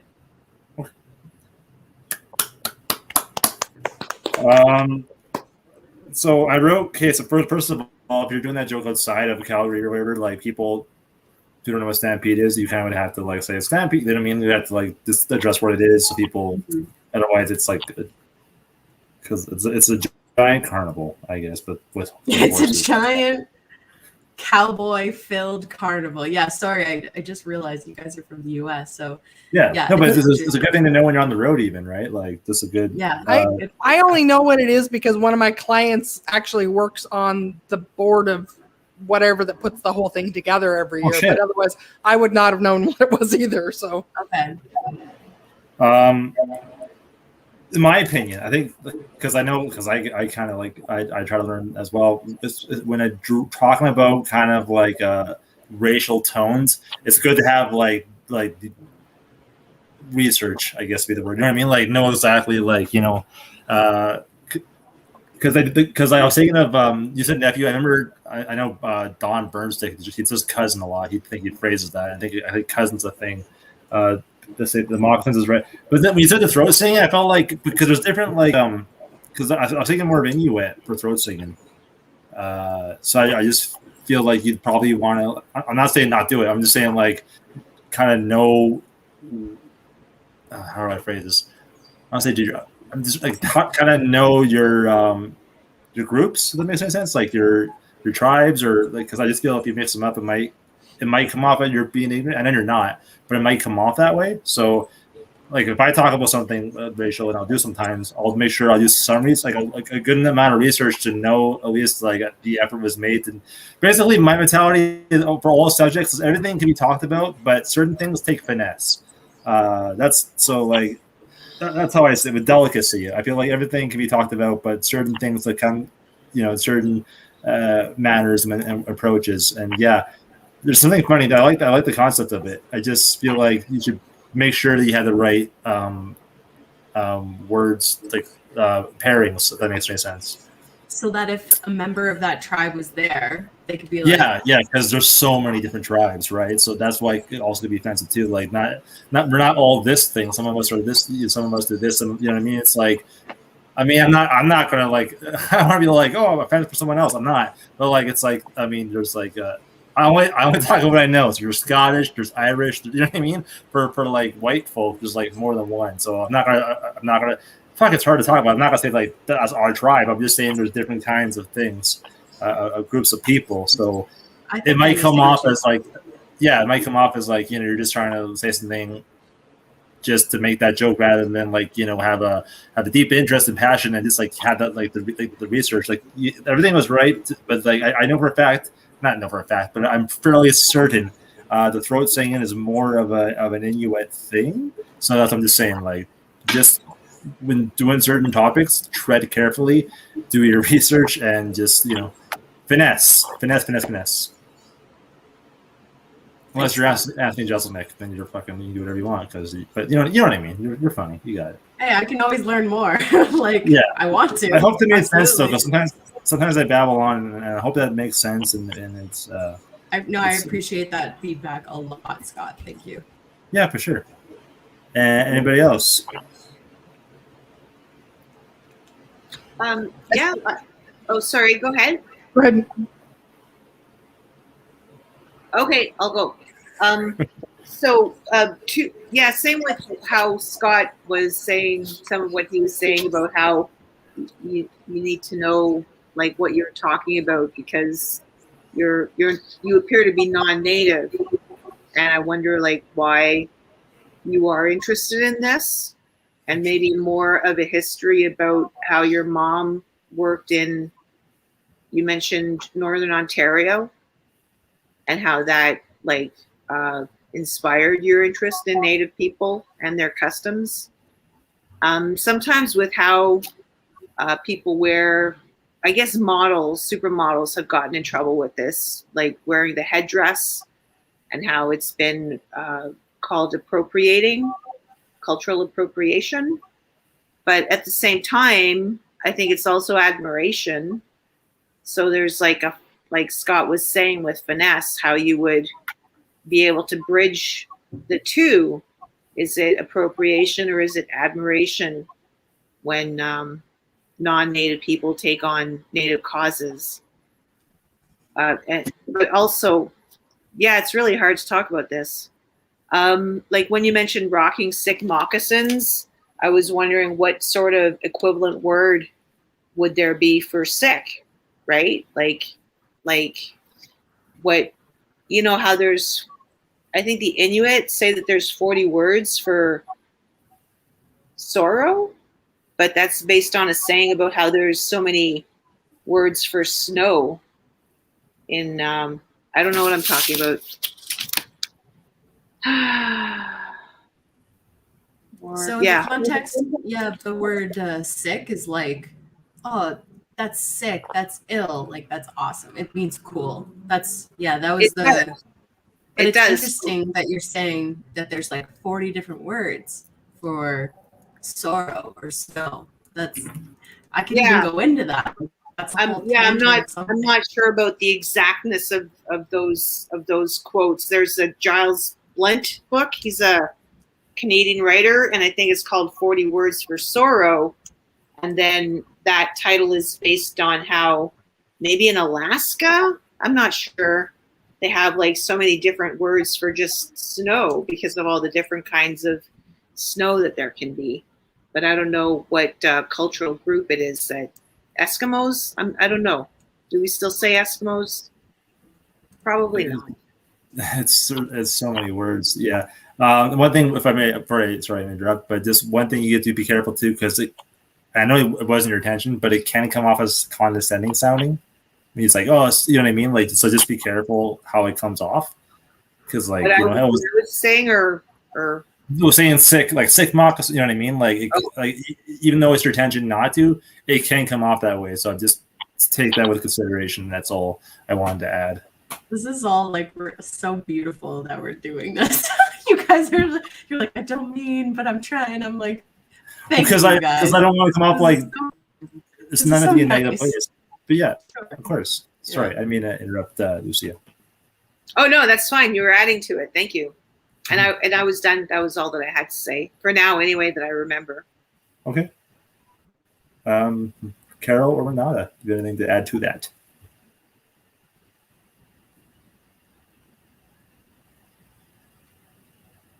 Mute. There we go.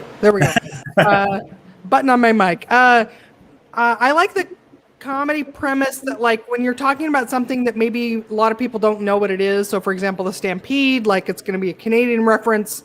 If you're trying to, international audience or something like that, you come up with like well, if you don't know what the stampede is, that's like, and then comparing it to something, and then you can get a joke beat out of that. Like, I don't know, for, US people, it could be like, that's like, a rodeo on steroids. That's not that funny, but like there could be a better comparison like that, so that basically if it's an unfamiliar term or something like that for most of the people that are listening, It's like when you compare to something else, you get a laugh, but then also like all of a sudden they're on board with you. And so then you can do all the other joke beats that you've got or punchlines about that, because everybody's like, oh yeah, because that's about this other thing that I know what that is. And now all of a sudden I don't need to know what the stampede is. I just know.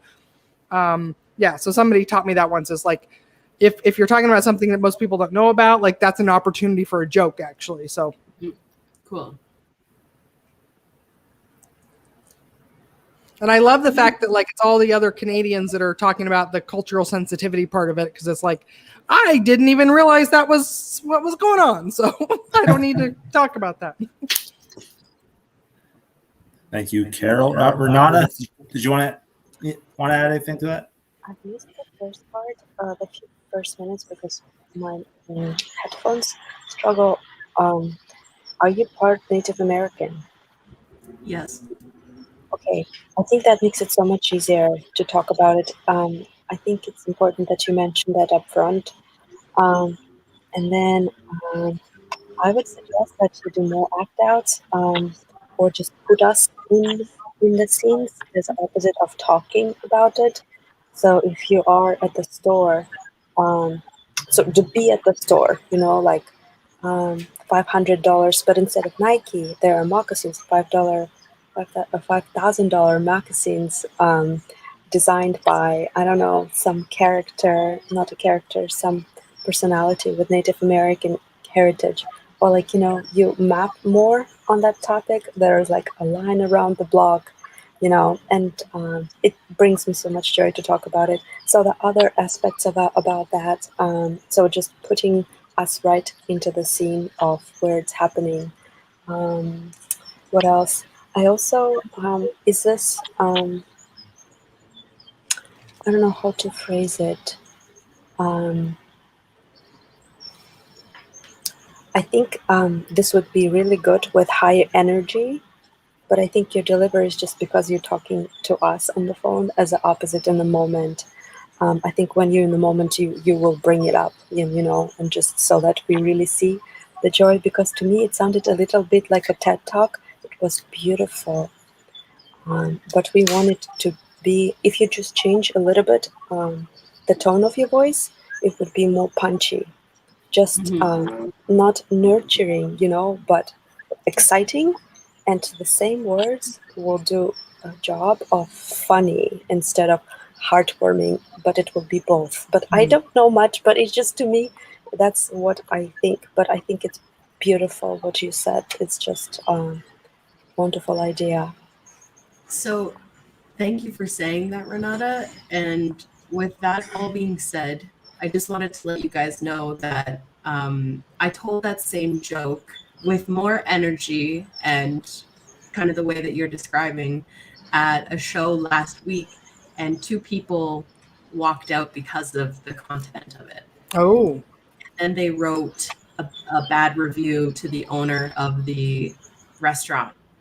And so for me, especially Carol, you didn't have anything to say about cultural sensitivity. And I'll be honest, when it comes to something like identity politics, this sort of thing, even though I have Native descent, when I'm telling jokes, I don't believe that part is important almost. I just think that talking about Natives or talking about Indigenous people, talking about any culture in general, just talking about it doesn't make it racist. And I think, actually not talking about it is racist, pretending that it's not there. But I think that also with the feedback that you guys have given me, though, is like, well, if someone was to ask you, Tara, okay, well, what tribe wears moccasins, or what group does throat singing. If I'm going to be asked those questions, I need to know the answers in the same breath, you know? Otherwise, yeah, what I'm doing is just throwing a blanket over and trying to get like a hacky laugh. And I don't want to do, I want my jokes to be ingrained in like truth. And the main goal is to unite multiple camps of thinking to inspire laughter. That's always what my intention is. So I appreciate all the feedback and thank you guys for listening I to have that. some more. I actually have some more. Like what you're saying about cultural dialogue and how we had some people walk out. And also even my comments to you, because I referred to you as non-native and I was wrong. Another aspect of your joke would be to explain what the Mikwaka tent is. I don't know what that, I don't know, is that a tribe name, Mikwakas? Well, the tent that was a big deal at the Stampede Grounds this year was Nashville North. And so what I did was I Googled, you know, what's the biggest population of Native people close by that people would know if it was referenced, and it was Mesquakas. So I think Nashville is the name of a town or a city that people really know the name of, and so I chose Mesquakas to sort of mirror that name, that town. All right. And also a rodeo on steroids. That was a good phrase, because like a rodeo is already something on steroids. A rodeo is already something on steroids.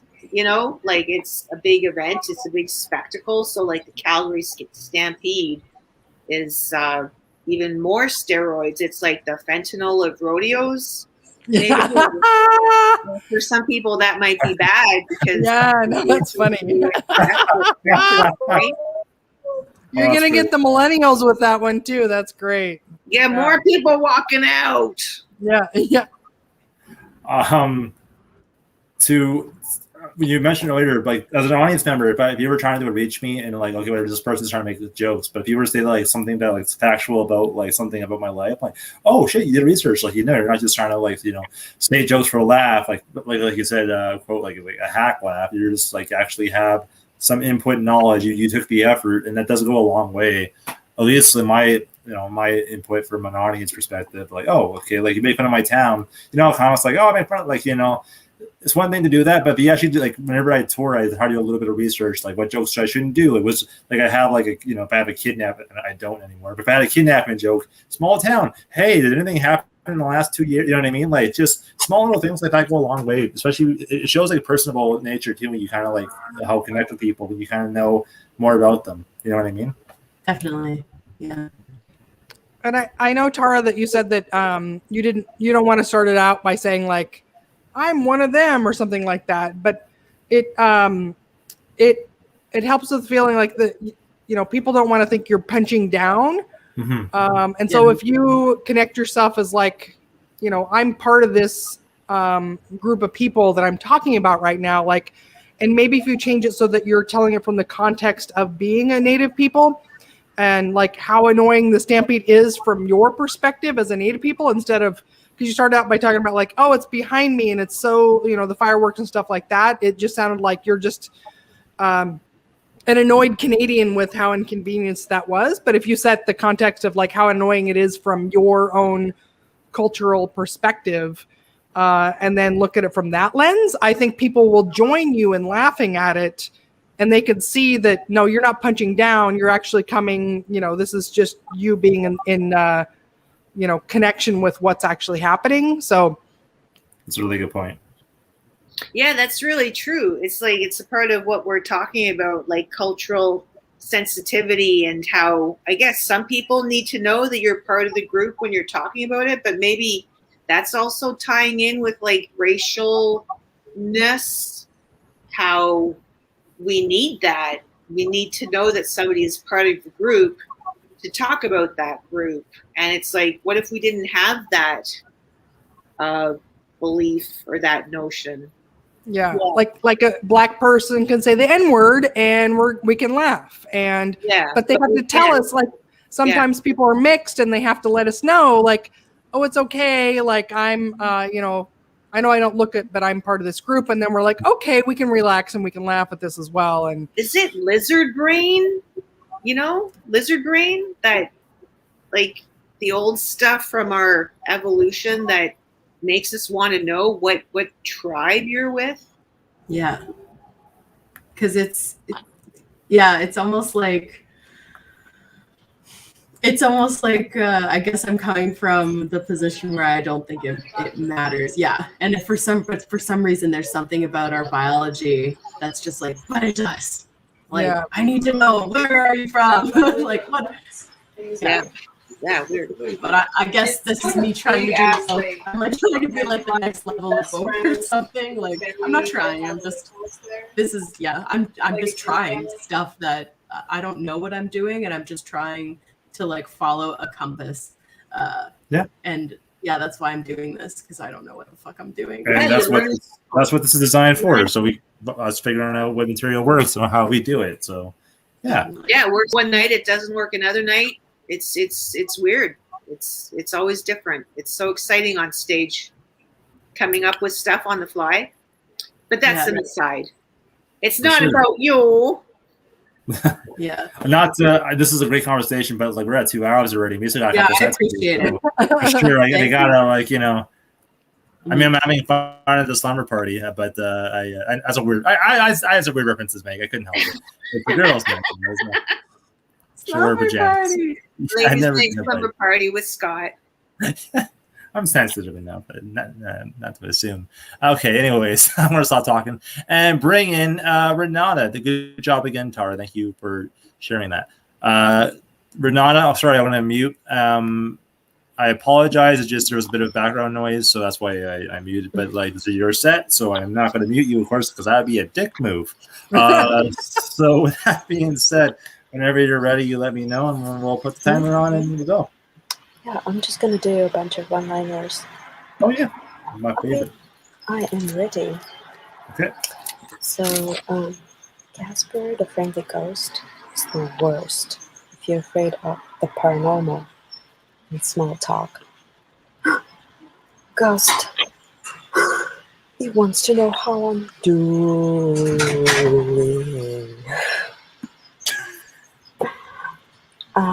I like to read food blogs while having dinner. Beef ramen tastes much better if you eat it while reading about homemade pasta bolognese. Simple fact. I secretly love it when I tell my friends a simple fact and they don't know it. Which means I make up a lot of simple facts. Cats are better than spouses. Nobody judges you when you swiftly replace the dead pet with the one that looks the same. I have a Roanoke joke.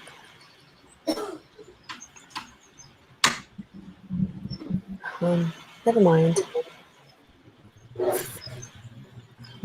I was deleting my replies on a tweet after the original poster deleted the original message, only to catch the original poster deleting their replies to my replies. Now I feel like together I've covered up a crime. I have 2 half sisters, and a chainsaw. What sound does a lamb make? It's a question. You gotta make the sound for this to work, please. What sound does a sound? No, it's because I'm grilling it.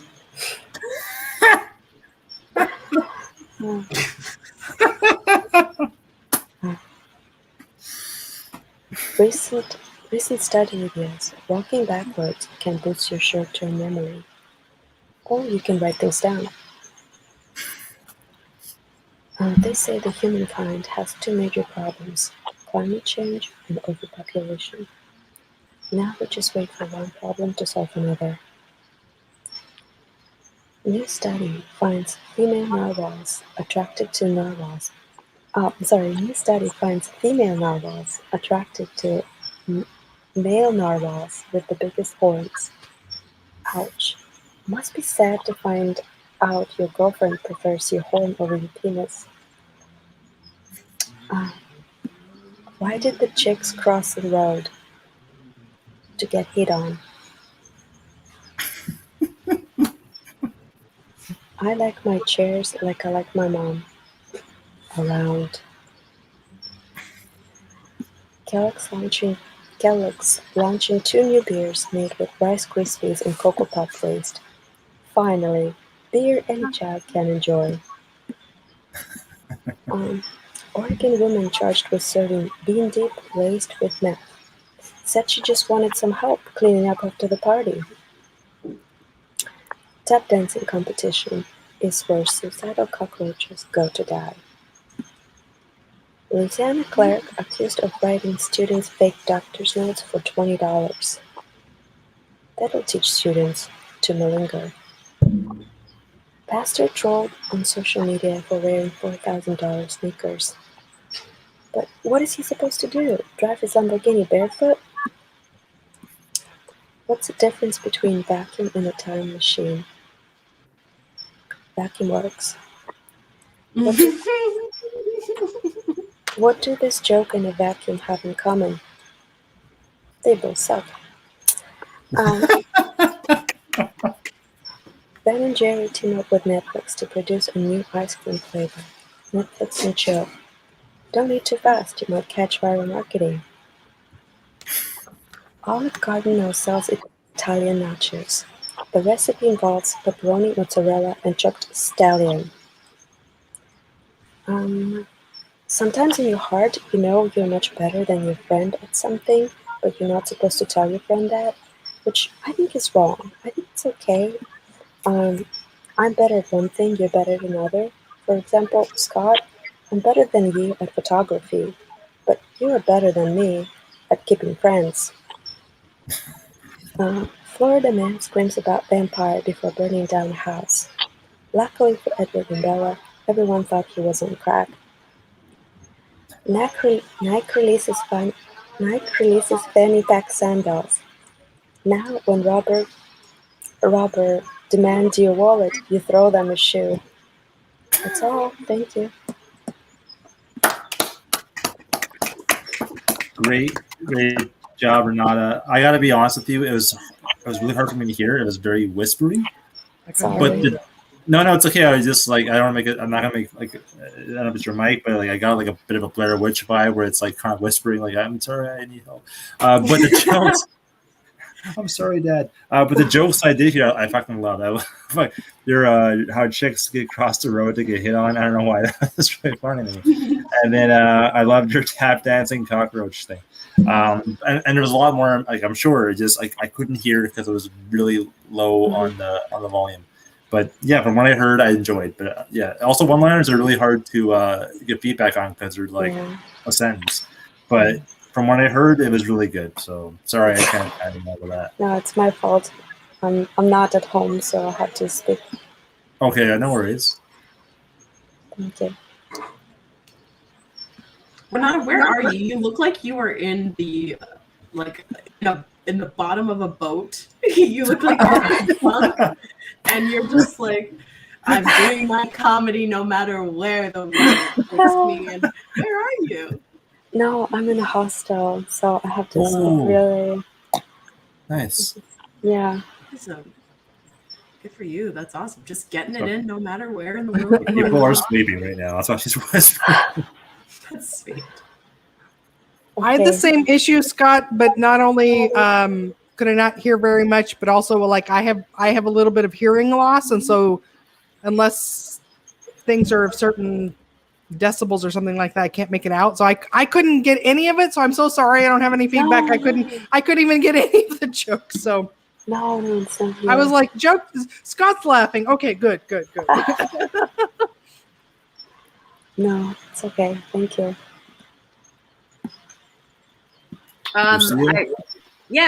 Very playful and quirky. Your style, and because you had to whisper a lot of it, I'm sure that you're very different on stage. So that was cool. I wrote something down. I don't remember now what it meant. Very playful. He wants to know what I'm doing. Was that in your routine? Are you talking about your cat? No, I don't think I talk about my cat. Okay, because right after it, I write, cats are better than spouses. Oh, yeah. Yeah, cats are better. You said? It said cats are better than spouses because nobody finds it weird if you swiftly replace the dead one with a new one that looks just the same, basically. Right. Oh, wow. Okay. Yeah. I thought when you started that you were going to go with a list of simple facts that you had made up, like stoplights cause cancer and traffic lights don't. Something, I don't know, something like weird like that. And I also liked what you said about climate change and overpopulation. Now one problem can solve another one. And maybe that's like a template that you can apply to other types of situations where one problem solves another one. Because I thought that was pretty cool. Yeah. Thank you. You're welcome. Awesome. Great job, Renata. Sorry once again that we couldn't hear, but like from what I heard, I enjoyed it. And the great feedback, everybody. I cannot I hear like the you. Twitter Sorry. Oh, you can't hear me? Okay. Okay, now I can hear you. You probably put me on mute, which is I get that all the time. Don't worry about it. But that's a good job. That's all I'm saying. Thanks everybody for the feedback. And let's have our last, but not the least, performer in Lucia. Whenever you're ready, Okay. give it a go. I'll just start now. Okay. One time I asked a friend if she thought I looked like a lesbian, and she laughed in my face and said, yes. A few times I've let women decide for me what I am. Why not go along with it? Sex with a woman is different. Women are squidgy and men are hard. Ask yourself, do I want spaghetti or carrots? You might need more than one carrot for peak satisfaction. I'm just saying. I've been mistaken for a man a lot of times. A clerk at the Shoppers told me I looked like Russell Crowe. And I said to him, that is not a horrible looking actor. I'd rather hear wacky observations like that rather than some of the things the sales associates, the young adults are saying these days. I told myself not to say the phrase these days, but now I'm saying it because why do you need to say that unless you're old? So I feel like they say stuff like, no worries, it's all good, have a good one. I feel like they're being a little familiar with me. Even the older workers are getting in on this steamy wordplay, trying to be relevant. Sometimes when I'm feeling bitchy, I respond and say, have a good what? A good day? Are you insinuating I have a good day? Will your coaxing result in me having a better day than I would have otherwise had you not said anything? Is a good day a wish that comes from a stranger, or is it self-directed manifestation?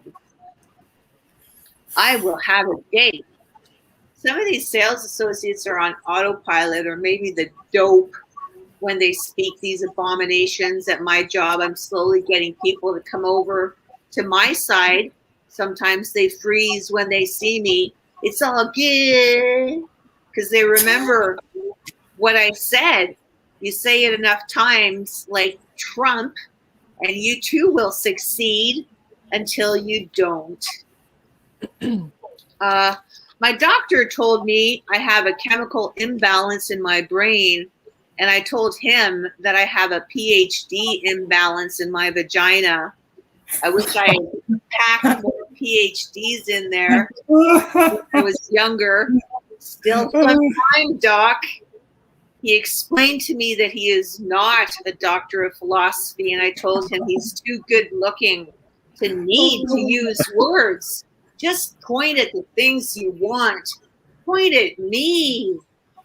I think I'm missing the social filters that everyone else has an easy grasp on. I just want to know I belong before I get there, before I pay admission or say a password that might sound out of place the next morning. Because I stayed over at the sex dungeon. You got to say a password too to get out of the dunge. Yeah, the dunge. Some of us call it that. I'll leave you with this one. A few days ago at the dunge, I observed and briefly talked to a woman who had forgotten her purse on a bus. I wasn't that surprised. She was wearing a satin jacket with the words "Life is a gamble" written on the back, and the words "Roll the dice" written on her lower back, and the words "Love me" on her soul. If I lost my ID, I would probably take on a new identity instead of getting it replaced. I only talked to her briefly because it's uncomfortable to be around that sort of calamity. There's nothing you can do to help other than to say, just go buy a new purse if you want one. Don't lie about it getting stolen. Her mouth was crying, but her eyes were dry. And a part of me wondered if she was trying to influence me to say, here's cab fare to the next town and enough money in the envelope for you to start over again. Thank you. That's all. Very, very great stuff, Lucia. I probably wrote something hacky, but I feel like there needs to be a joke talking about sex with the women and like the man. And with sex with the women, sex with a woman is much easier and less disappointing. And then,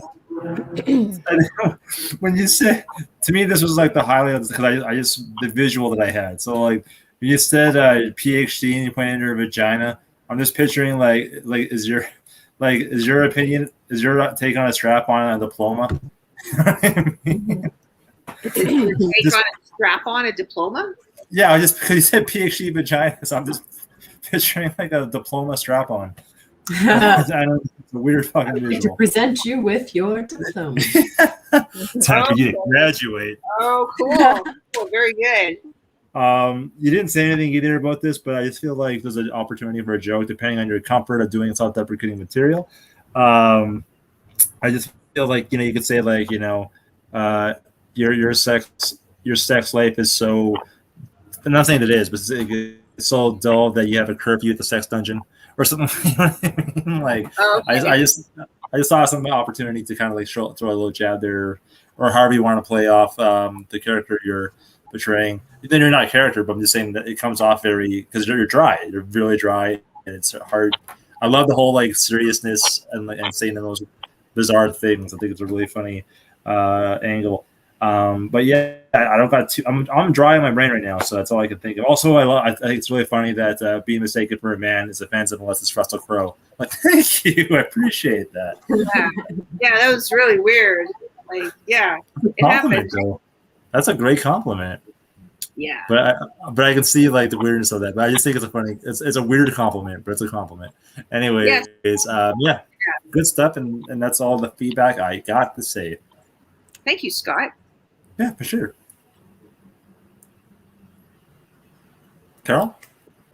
Oh, I thought it was so. At the very beginning, you're talking about like, do I look like a lesbian? And like Scott was saying, like, take it or leave it if this fits your persona or not. But I saw the image of like, I asked my friend like, do I look like a lesbian? She laughed from between my thighs. I was thinking that. You're like, ma'am, I've been compared to Russell Crowe. I'm hot, okay? Like just I'm a gladiator. normalizing that. I absolutely loved your nickname, the the Dunge. I love that. It feels like you could go so many places with that. And then also the setting the boundary of like PhDs allowing into your Dunge. Just I've learned to set, as I've gotten older, I've learned to set better boundaries. Now I'm allowing MDs in as well as PhDs. That's great. I was picturing like interns too for some reason. Everybody in there. Work Give me experience. another decade, and I'll let the interns in as well. Yeah.